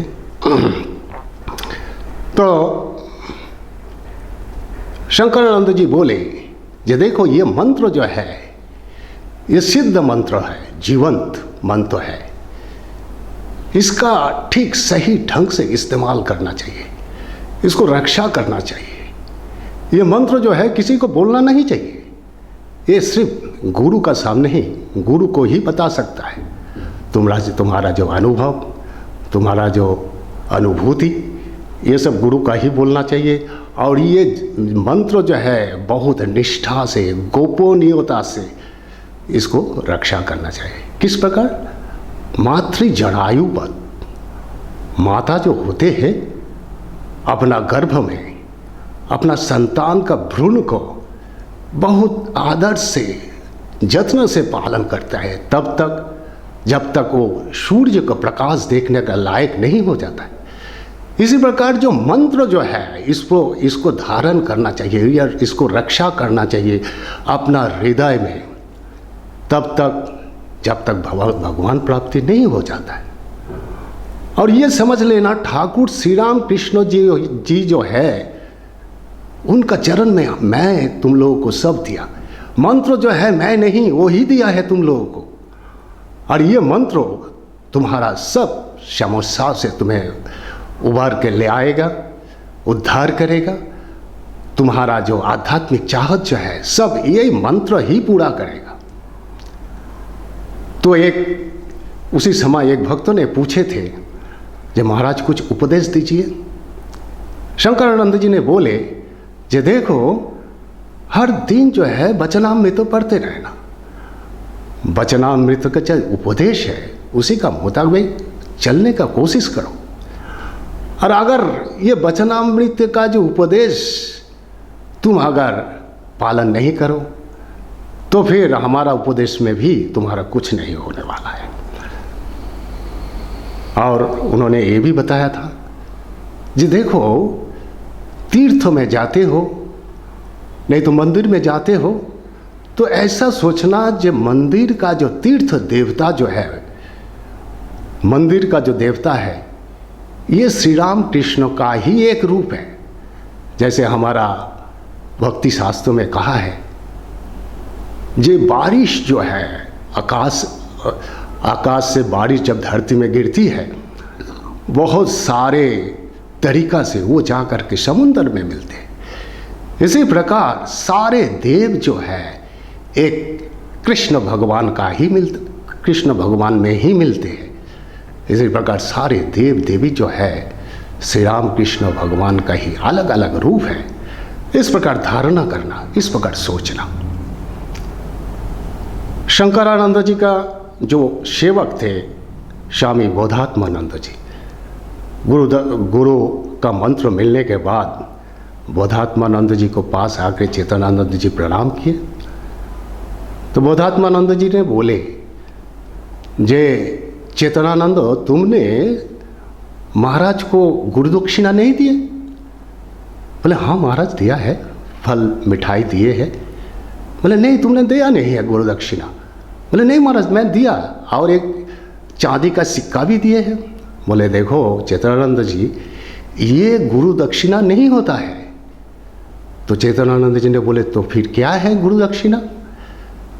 जो गुरु जो मंत्र दिया है ये बीज है, ये बीज मंत्र, ये तुम्हारा हृदय में एक पौधा का रूप में रोपण किया गया है, बोया गया है। ये धीरे धीरे बड़ा होगा, ये पेड़ का फल फूल पत्ते लगेगा, और ये जो फल जो है ये भगवान दर्शन, भगवान प्राप्ति, इष्ट प्राप्ति, यही तुम्हारा गुरु दक्षिणा है। ये फल जब तुम्हारा प्राप्त हो जाएगा तब ये फल गुरु को अर्पण करो, यही है सही सही गुरु दक्षिणा। एक बार स्वामी शंकरानंद जी का जो प्राचीन भक्तों, ये पुराना भक्तों जो है महाराज से मिलने आए हैं, और महाराज से मिलने आने के बाद बातचीत चल रहा है। उसी समय डॉक्टर राजेंद्र प्रसाद जो है वो भारत का जो प्रेसिडेंट थे, और राजेंद्र प्रसाद का बारे में चर्चा चल रहा है। तो वो भक्तों के साथ अपना जो बच्ची, एक लड़की उनका सदाई थी, और राजेंद्र प्रसाद का नाम सुनकर बच्ची ने सोचा ये कोई मिठाई होगा, अच्छा मिठाई। तो फिर उन्होंने अपना पापा को बोलने लगी, जे पापा पापा मैं जो है राजेंद्र प्रसाद खाऊंगी। तो ये सुन करके शंकरानंद जी महाराज जी है वो अपना सेवक के बोले, अरे सुनो सुनो, ये बच्ची है ना, इसको 2 राजेंद्र प्रसाद ला करके दो। तो उनका सेवक जो है 2 पेंडा ले करके दिया, और बोला, शंकरानंद जी बोला खाओ बाबा खाओ, राजेंद्र प्रसाद खाओ। बच्चे भी खुश और उनका पिताजी भी हंसने लगे, शंकरानंद जी भी हंसने लगे। एक बार स्वामी ध्यानात्मानंद जो कि बेलघरिया का आश्रम का सेक्रेटरी थे, उन्होंने एक बार आकर के महाराज से बोले, महाराज 3 दिन रात में मेरा नींद नहीं आई। मैं सोचने लगी, मैं बहुत जो ठाकुर का जो शिष्य है उन लोगों को संग किया, स्वामी तुरायानंद जी, स्वामी ब्रह्मानंद जी, स्वामी शिवानंद जी, उसका बाद विरोजानंद जी, आपका भी संग किया। लेकिन मेरा मन में ये भाव उठले रहे, जे आप लोग अगर चले जाएंगे तो ये रामकृष्ण मिशन का क्या गति होगा, कौन चलाएगा, आध्यात्मिकता कहाँ रहेगी, है ही नहीं। तो ये बात सुन करके स्वामी शंकरानंद जी थोड़ा गंभीर हो गया और धीरे से बोले, ये संग किसका है, बोल के चुप हो गए।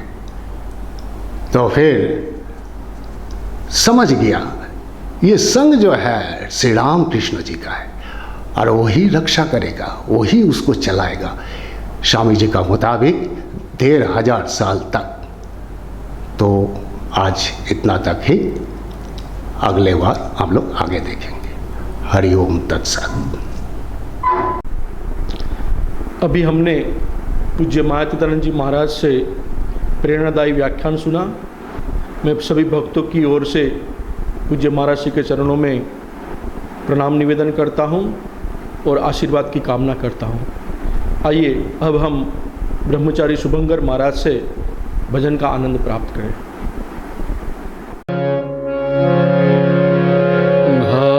सागर तारन कारण हे रवि नंदन बंधन खंडन हे शरणागत किंकर भीत मने शरणागत किंकर भीत मने गुरुदेव दया कर दीन जाने गुरुदेव दया कर दीन जाने गुरुदेव दया कर दीन जाने हृदय कंदर तामस भास्कर हे तुमी विष्णु प्रजापति शंकर हे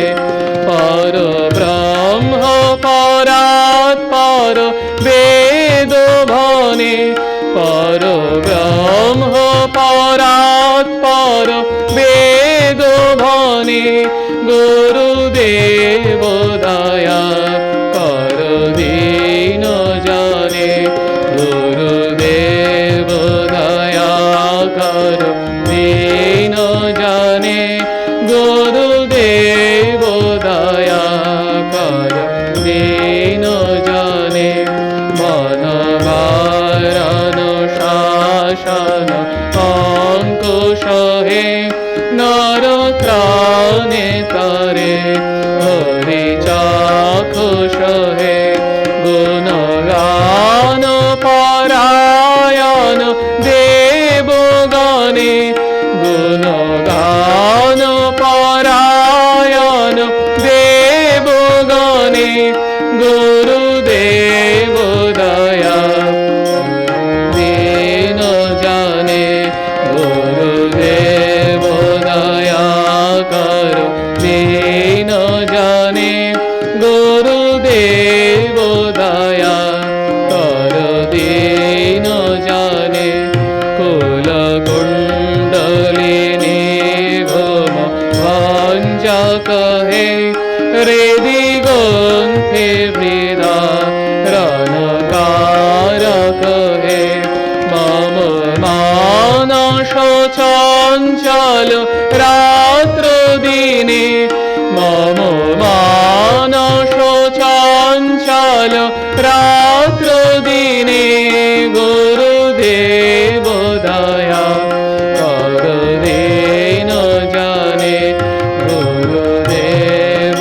दया कर दीन जाने गुरुदेव दया कर दीन जाने रिपुशोदन मंगल नायक हे सुख शांति बरा भय दायक हे त्रयताप हारे तब नाम गुणे त्रयताप हारे तब नाम गुणे गुरुदेव दया कर दीन जाने गुरुदेव दया कर दीन जाने गुरुदेव दया कर दीन जाने विमान प्रभाव विमर्दक हे गतिहीन जाने तुमी रखा कहे चित शंकित वंचित भक्ति धाने चित शंकित वंचित भक्ति धाने गुरुदेव दया कर दे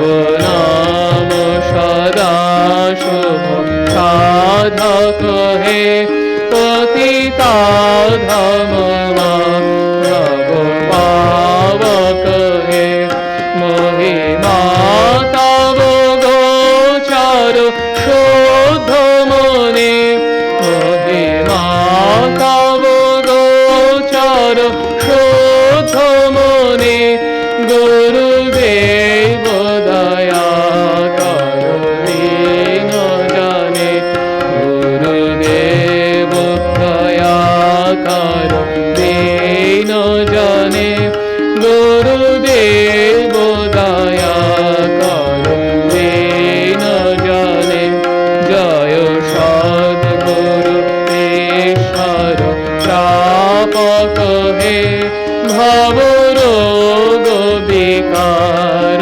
विनाशक हे मन जैन रहे तब श्री चरणे मन जैन रहे तब श्री चरणे गुरुदेव दया कर दीन जाने गुरुदेव दया कर दीन जाने गुरुदेव दया कर दीन जाने गुरुदेव दया कर दीन जाने गुरुदेव दया कर दीन जाने गुरुदेव दया कर दीन जाने गुरुदेव दया कर दीन जाने।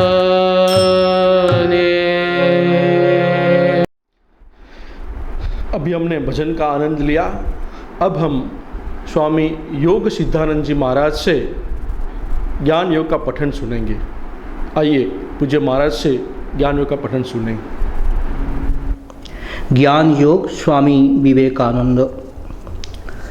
सूक्ष्म तत्वों से लेकर जीवन के साधारण दैनिक स्थूल कार्यों तक पर्यालोचना करने पर हम देखते हैं कि हमारा संपूर्ण जीवन एक विरोध है, सत्य और असत्य का मिश्रण है। ज्ञान के क्षेत्रों में भी यह विरुद्ध भाव दिखाई पड़ता है। ऐसा प्रतीत होता है कि मनुष्य यदि जानना चाहे तो समस्त ज्ञान प्राप्त कर ले सकता है, पर दो चार पग चलने के बाद ही उसे एक ऐसी अभेद्य दीवार देखने में आती है जिसको लांघ जाना उसके बस के बाहर हो जाता है। उसके सभी कार्यों एक परिधि के अंदर घूमते रहते हैं और वो इस परिधि को कभी लांघ नहीं सकता। उसके अंतरतम एवं प्रियतम रहस्य उसे समाधान के लिए दिन रात उत्तेजित करते रहते हैं, उसका आह्वान करते रहते हैं, पर उनका समाधान करने में वो असमर्थ है, क्योंकि वो अपनी बुद्धि के परे नहीं जा सकता। फिर भी वो इच्छा उसके भीतर गहरी जड़ें जमाए हुए हैं और इसका दमन और नियमन एकमात्र मंगलकर पथ है। यह भी हम अच्छी तरह जानते हैं। हमारे हृदय का प्रत्येक स्पंदन प्रत्येक निश्वास के साथ हमें स्वार्थी होने का आदेश देता है, पर दूसरी ओर एक अपार्थिव शक्ति कहती है कि एकमात्र निस्वार्थता ही मंगल का साधन है। जन्म से ही प्रत्येक बालक आशावादी होता है। वो केवल सुनहले सपने देखता है। यौवन में वो और भी अधिक आशावादी हो जाता है। मृत्यु, पराजय अथवा अधोगति नाम की भी कोई चीज़ है, यह बात किसी युवक की समझ में आना कठिन है। फिर बुढ़ापा आता है और जीवन एक ध्वंसावशेष मात्र रह जाता है। सुनहले सपने हवा में उड़ जाते हैं और मनुष्य निराशावादी हो जाता है। प्रकृति के थपेरे खाकर हम बस इसी प्रकार दिशाहीन व्यक्ति की भांति एक छोर से दूसरे छोर तक दौड़ते रहते हैं। इस संबंध में मुझे बुद्धों की जीवनी ललित बिस्तर का एक प्रसिद्ध गीत याद आता है। वर्णन इस प्रकार का है कि बुद्धदेव ने मनुष्य जाति के परित्राता के रूप में जन्म लिया, किंतु जब राजप्रसाद की विलासिता में वे अपने को भूल गए, तब उनको जगाने के लिए देव कन्नाओं ने एक गीत गाया जिसका मर्मार्थ हो इस प्रकार है। हम एक प्रवाह में बहते चले जा रहे हैं, हम अविरत रूप से परिवर्तित हो रहे हैं, कहीं निवृत्ति नहीं है, कहीं विराम नहीं है। इसी प्रकार हमारा जीवन भी विराम नहीं जानता, अविरत चलता ही रहता है। तब फिर उपाय क्या है? जिसके पास खाने पीने की प्रचुर सामग्री है वो तो आशावादी हो जाता है, कहता है भय उत्पन्न करने वाली दुखों की बातें मत कहो, संसार के दुख कष्टों की बातें मत सुनाओ।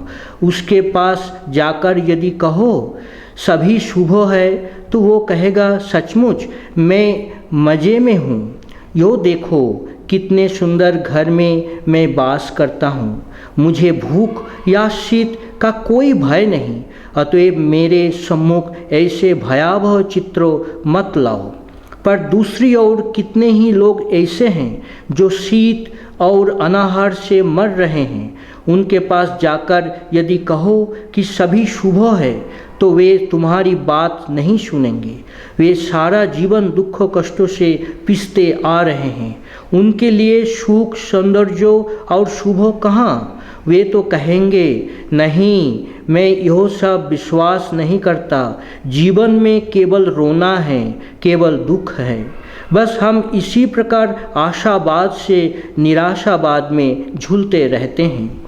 इसके बाद मृत्यु रूपी भयावह तथ्य आता है। सारा संसार मृत्यु की ओर चला जा रहा है, सभी मरते हैं।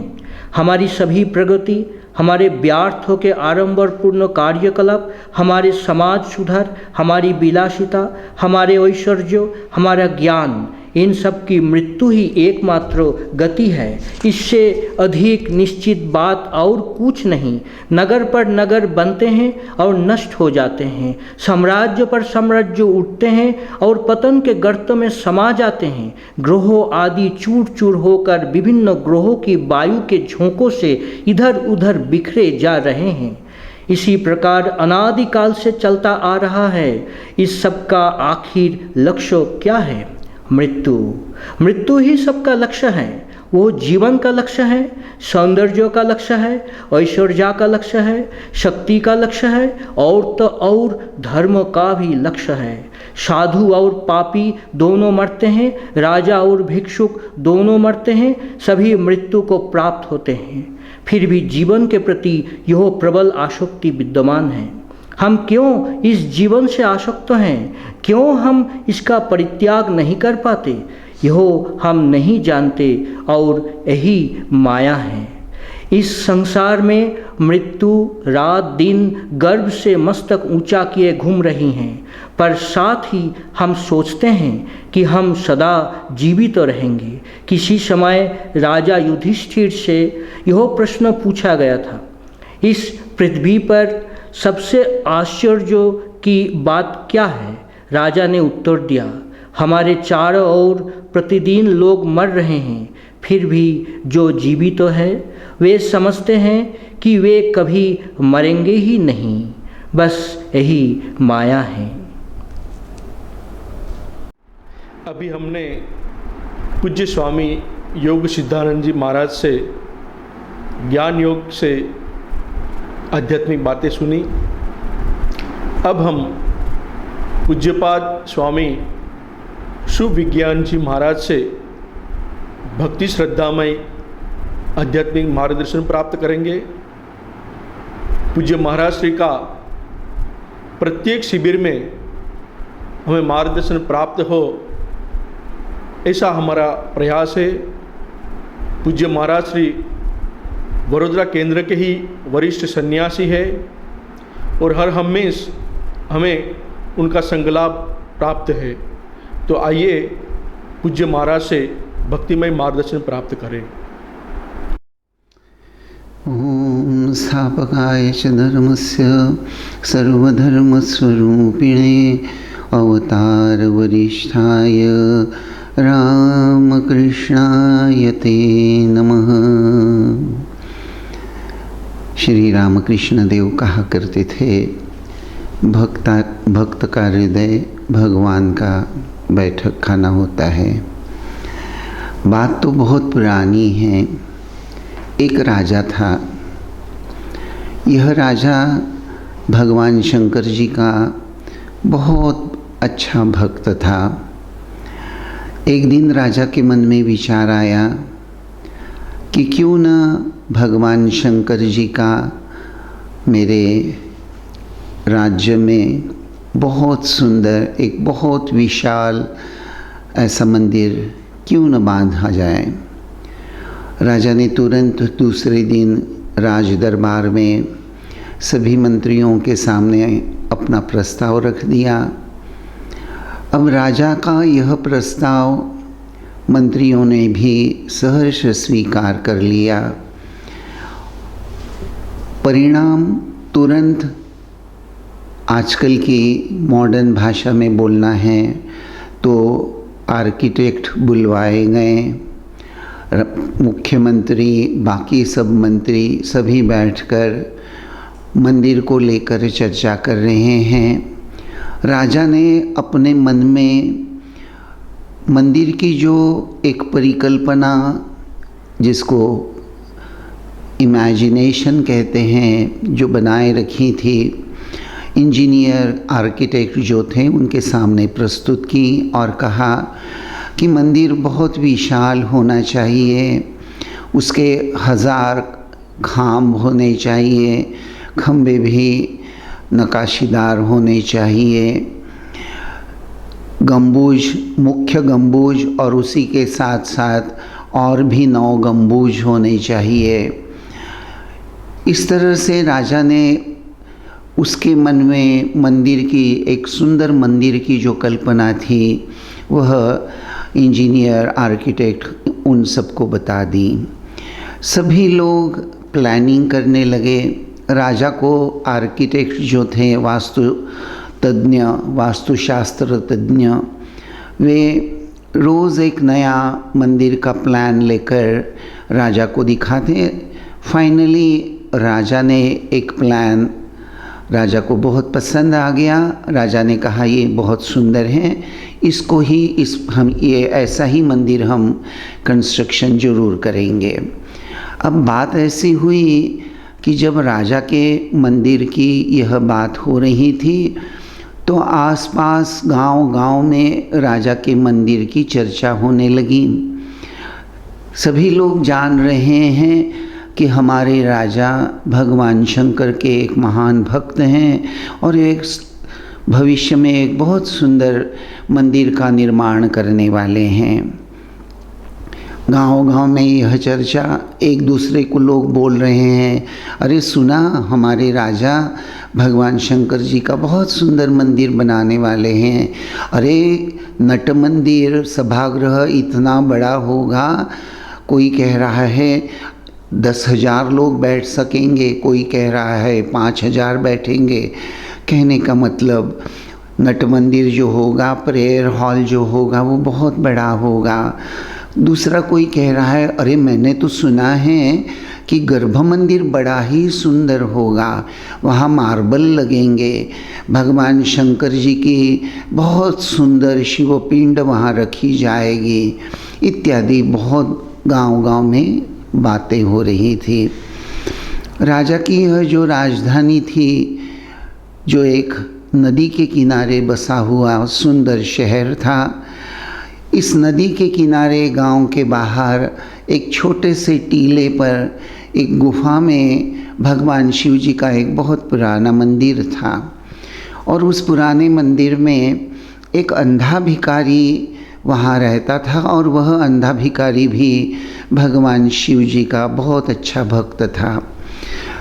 स्वाभाविक है गांव-गांव में जो भगवान शंकर जी की मंदिर की चर्चा हो रही थी, अंधे भिखारी के कानों पर भी वह वार्ता आ गई कि हमारे राजा भगवान शंकर का बहुत सुंदर, बहुत विशाल मंदिर बना रहे हैं। अंधे भिखारी ने जब यह बात सुनी तो उसका मन बड़ा उदास हो गया। एक तरफ उसे बहुत आनंद भी हो रहा था कि उसकी इष्ट देवता का एक सुंदर मंदिर बनेगा, तो दूसरी तरफ उसके मन में यह विचार आ रहा था कि मैं गरीब भिखारी हूँ, ऊपर से अंधा, मैं अगर अपने इष्ट देवता भगवान शंकर का मंदिर बांधना भी चाहूँ तो मेरे लिए यह संभव नहीं है। और यह विचार आते ही वह बड़ा उदास हो जाता था और इस उदासी में ही उसका सारा दिन निकल गया।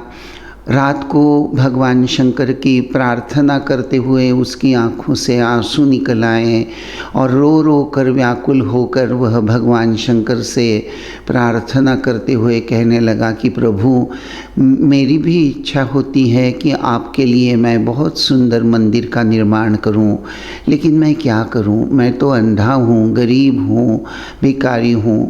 मेरे द्वारा तुम्हारे लिए सुंदर मंदिर का निर्माण करना तो असंभव सा है। प्रभु रो रहा है, बहुत व्याकुलता से भगवान को प्रार्थना करते करते उसको पता ही नहीं चला कि उसको कब नींद आ गई। लेकिन जब नींद आई तो सपने में भगवान शंकर आ गए और उन्होंने अंधे भिखारी को कहा कि तुम क्यों इतना दुखी हो रहे हो? तुम मन ही मन अपने हृदय मंदिर में मेरे लिए एक सुंदर मंदिर बनवाना, मैं वहाँ रहने के लिए ज़रूर आऊँगा। दूसरे दिन भिखारी जब उठा, उसे बहुत आनंद हो गया कि उसको एक संधान प्राप्त हो गया, भगवान का आदेश प्राप्त हो गया कि हृदय मंदिर में भगवान शंकर के सुंदर मंदिर निर्माण वह कर सकता है मानसिक दृष्टया। तो एक तरफ अंधा भिखारी ही मन मानसिक दृष्टया अपने हृदय में भगवान शंकर का मंदिर का निर्माण कर रहा था, तो दूसरी तरफ वास्तव में राजा के मंदिर का काम भी बड़ा ही ज़ोर से चल रहा था।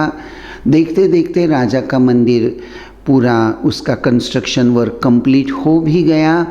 पंत प्रधान जो थे, राजा के मुख्यमंत्री जो थे, सभी राजा के पास गए और राजा को खबर दे दी कि राजा, मंदिर का काम हो गया है, अभी मंदिर की प्राण प्रतिष्ठा करके प्रतिष्ठापन महोत्सव मनाना चाहिए।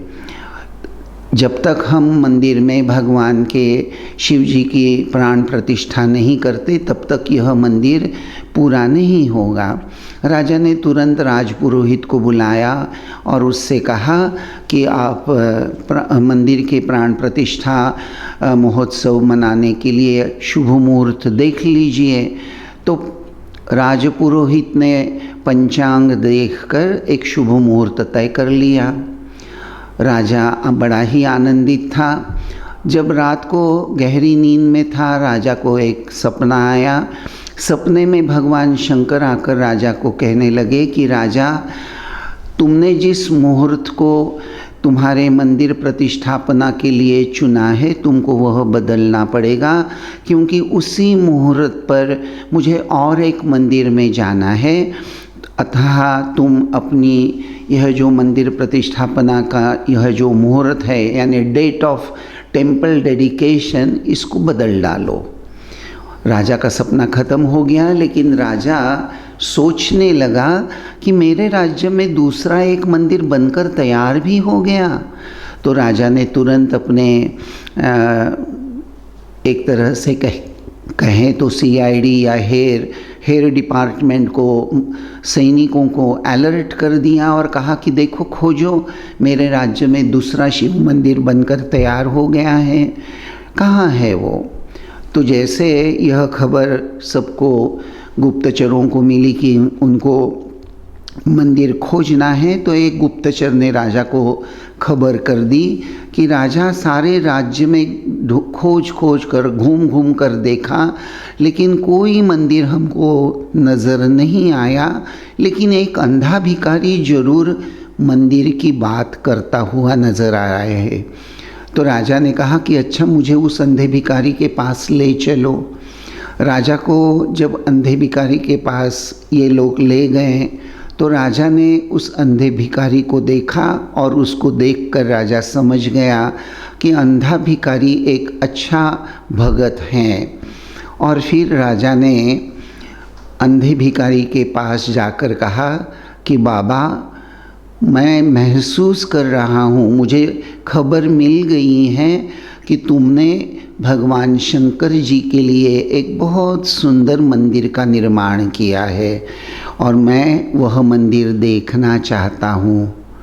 तो अंधा भिखारी हंसने लगा और हंसते हंसते अंधे भिखारी ने राजा से कहा कि राजा, तुम्हारे मंदिर के बारे में जब मैंने बातें सुनी तो मुझे आनंद भी हुआ, तो दूसरी तरफ मेरा भी मन चाहता था कि मैं भी अगर अमीर होता, मैं भी अगर अच्छा होता, मेरी आँखें होती, मैं सबल होता, तो मैं भी एक सुंदर मंदिर अपने इष्ट देवता के लिए बनवाता।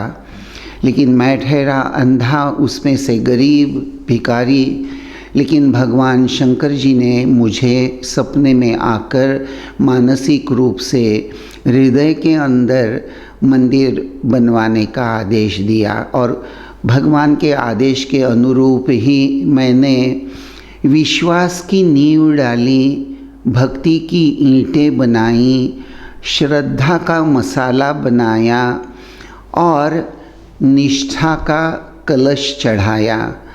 इस प्रकार विश्वास, भक्ति, श्रद्धा, निष्ठा, इसके आधार से मैंने मानसिक दृष्टि से अपने ही अंतःकरण में यह मंदिर का निर्माण किया है। राजा ने तुरंत अंधे भिखारी को प्रणाम करते हुए कहा कि आज तुमने मुझे साधना का एक परम तत्व सिखा दिया। भगवत प्राप्ति करने के लिए अंतःकरण में विश्वास होना चाहिए। जैसा तुमने कहा कि विश्वास की नींव डाली, भक्ति की ईंटें बनाई, श्रद्धा का मसाला जो ईंटें जोड़ने का काम करता है। तो आज मुझे तुमसे यह साधना का तत्व समझ में आया। हे अंधे भिखारी, धन्य है तुम्हारी भक्ति।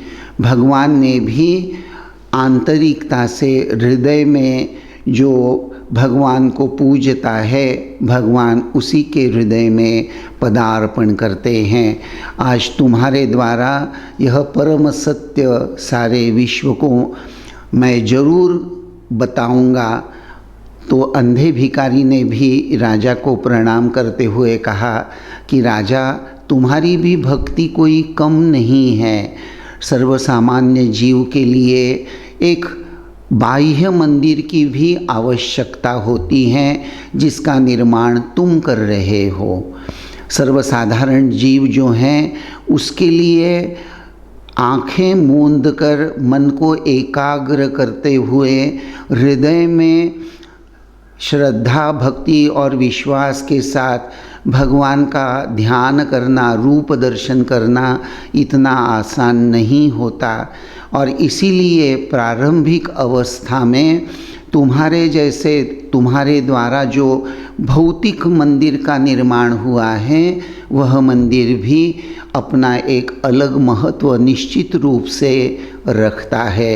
अर्थात तुम्हारे द्वारा जिस भगवान शंकर के मंदिर की निर्मिति हुई है, वह निर्मिति भी धन्य है। दोनों ही अपनी जगह अपना अपना अलग महत्व निश्चित रूप से रखती हैं, लेकिन प्रारंभिक अवस्था में साधक के लिए प्रथम बाह्य दर्शन, फिर उसके बाद धीरे धीरे अंतर्मुखी होकर हृदय में भगवान का दर्शन होता है। तो यही बात आप लोगों से कहना चाह रहा था कि भक्ति के यह 4 खंबे हैं। जैसे उस अंधे भिखारी ने कहा, विश्वास की नींव, भक्ति के ईंटें, श्रद्धा का मसाला और निष्ठा का सुवर्ण कलश।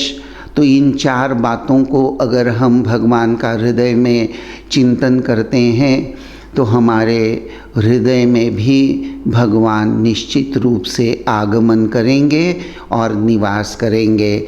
आप सबके कल्याण की प्रार्थना करते हुए अपने वाणी को विराम देता हूँ। नमस्कार। अभी हमने स्वामी सुविज्ञान जी महाराज से सुंदर साधन उपयोगी सत्संग प्राप्त किया।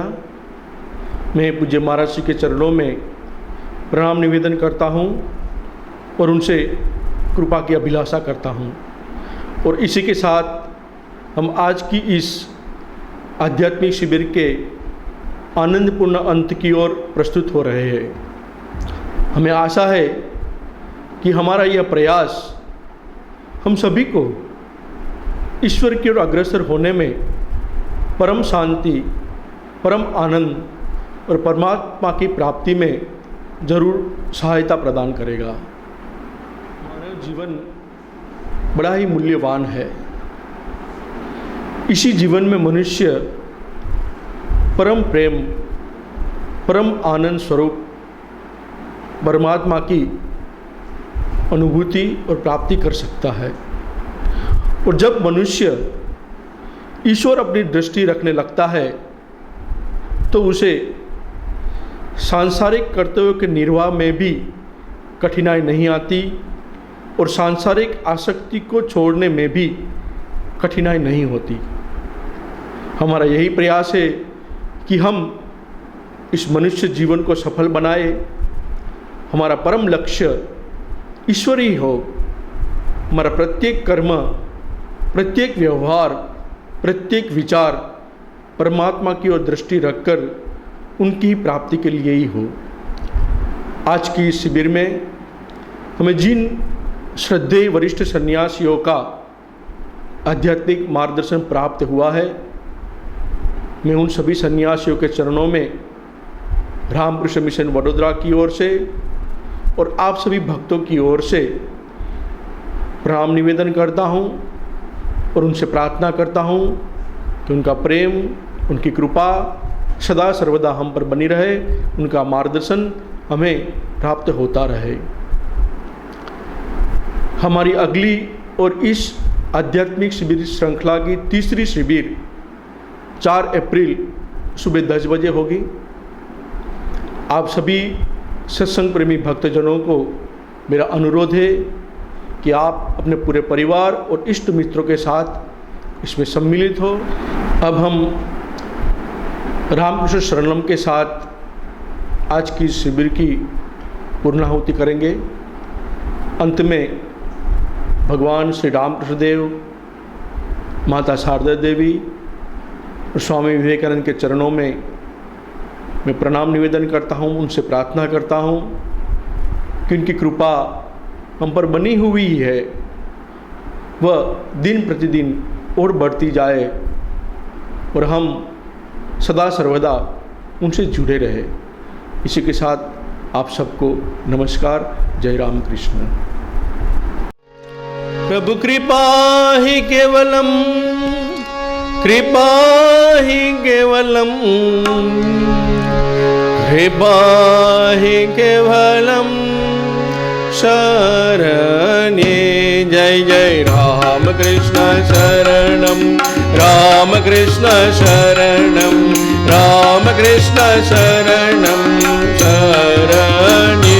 जय जय राम कृष्ण शरणम, राम कृष्ण शरणम, राम कृष्ण शरणम शरण्ये। प्रभु कृपा ही केवलम, कृपा ही केवलम, कृपा ही केवलम शरण्ये। प्रभु कृपा ही केवलम, कृपा ही केवलम, कृपा ही केवलम शरण्ये। जय जय राम कृष्ण शरणम, राम कृष्ण कृष्ण शरणं रामकृष्ण शरणं शरणे जय जय रामकृष्ण शरणं रामकृष्ण शरणं रामकृष्ण शरणं शरणे प्रभु शरणागतोऽहं शरणागतोऽहं शरणागतोऽहं शरणे प्रभु शरणागतोऽहं शरणागतोऽहं शरणागतोऽहं शरणे जय जय रामकृष्ण शरणं रामकृष्ण शरणं रामकृष्ण शरणं शरणे जय जय रामकृष्ण शरणं रामकृष्ण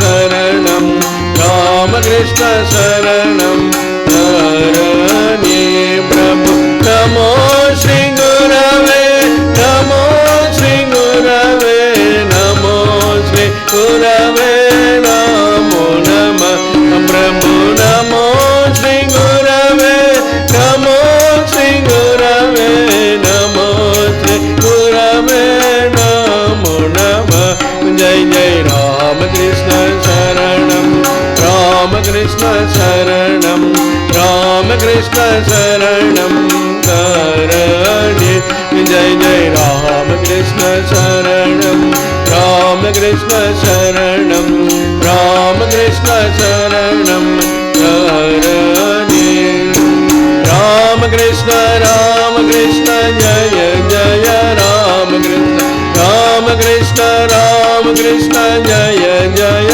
रामकृष्ण रामकृष्ण रामकृष्ण जय जय रामकृष्ण रामकृष्ण रामकृष्ण जय जय रामकृष्ण रामकृष्ण रामकृष्ण जय जय रामकृष्ण रामकृष्ण रामकृष्ण जय जय रामकृष्ण रामकृष्ण रामकृष्ण जय जय रामकृष्ण रामकृष्ण रामकृष्ण जय जय रामकृष्ण रामकृष्ण शरणं रामकृष्ण शरणं रामकृष्ण शरणं शरणे जय जय रामकृष्ण शरणं रामकृष्ण शरणं रामकृष्ण शरणं शरणे प्रभु कृपाहि केवलं कृपाहि केवलं कृपाहि केवलं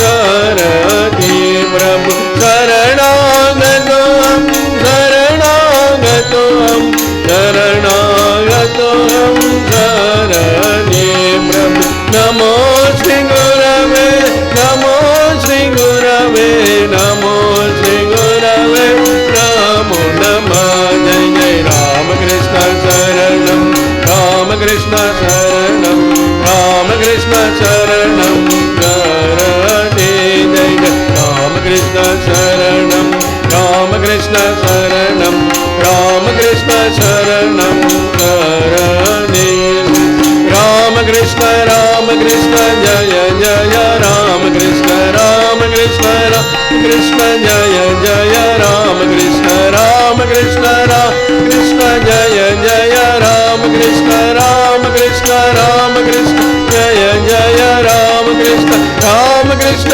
रामकृष्ण जय जय रामकृष्ण रामकृष्ण रामकृष्ण जय जय रामकृष्ण रामकृष्ण रामकृष्ण जय जय रामकृष्ण रामकृष्ण रामकृष्ण जय जय रामकृष्ण रामकृष्ण शरणं रामकृष्ण शरणं रामकृष्ण शरणं शरणे जय जय रामकृष्ण शरणं रामकृष्ण शरणं रामकृष्ण शरणं शरणे जय मां जय मां जय मां जय जय मां जय मां जय मां जय मां जय जय मां जय मां जय मां जय मां जय जय मां स्वामी जी, जय स्वामी जी, जय स्वामी जी, जय स्वामी जी, जय स्वामी जी, जय स्वामी जी, जय स्वामी जी, जय स्वामी जी, जय स्वामी जी, जय स्वामी जी, जय स्वामी जी, जय स्वामी जी। ओम शांति शांति शांति। हरि ओम तत्सत्। श्री राम कृष्णार्पणमस्तु। जय श्री गुरु महाराज जी की जय। जय श्री महामाई की जय। जय श्री स्वामी जी महाराज जी की जय। जय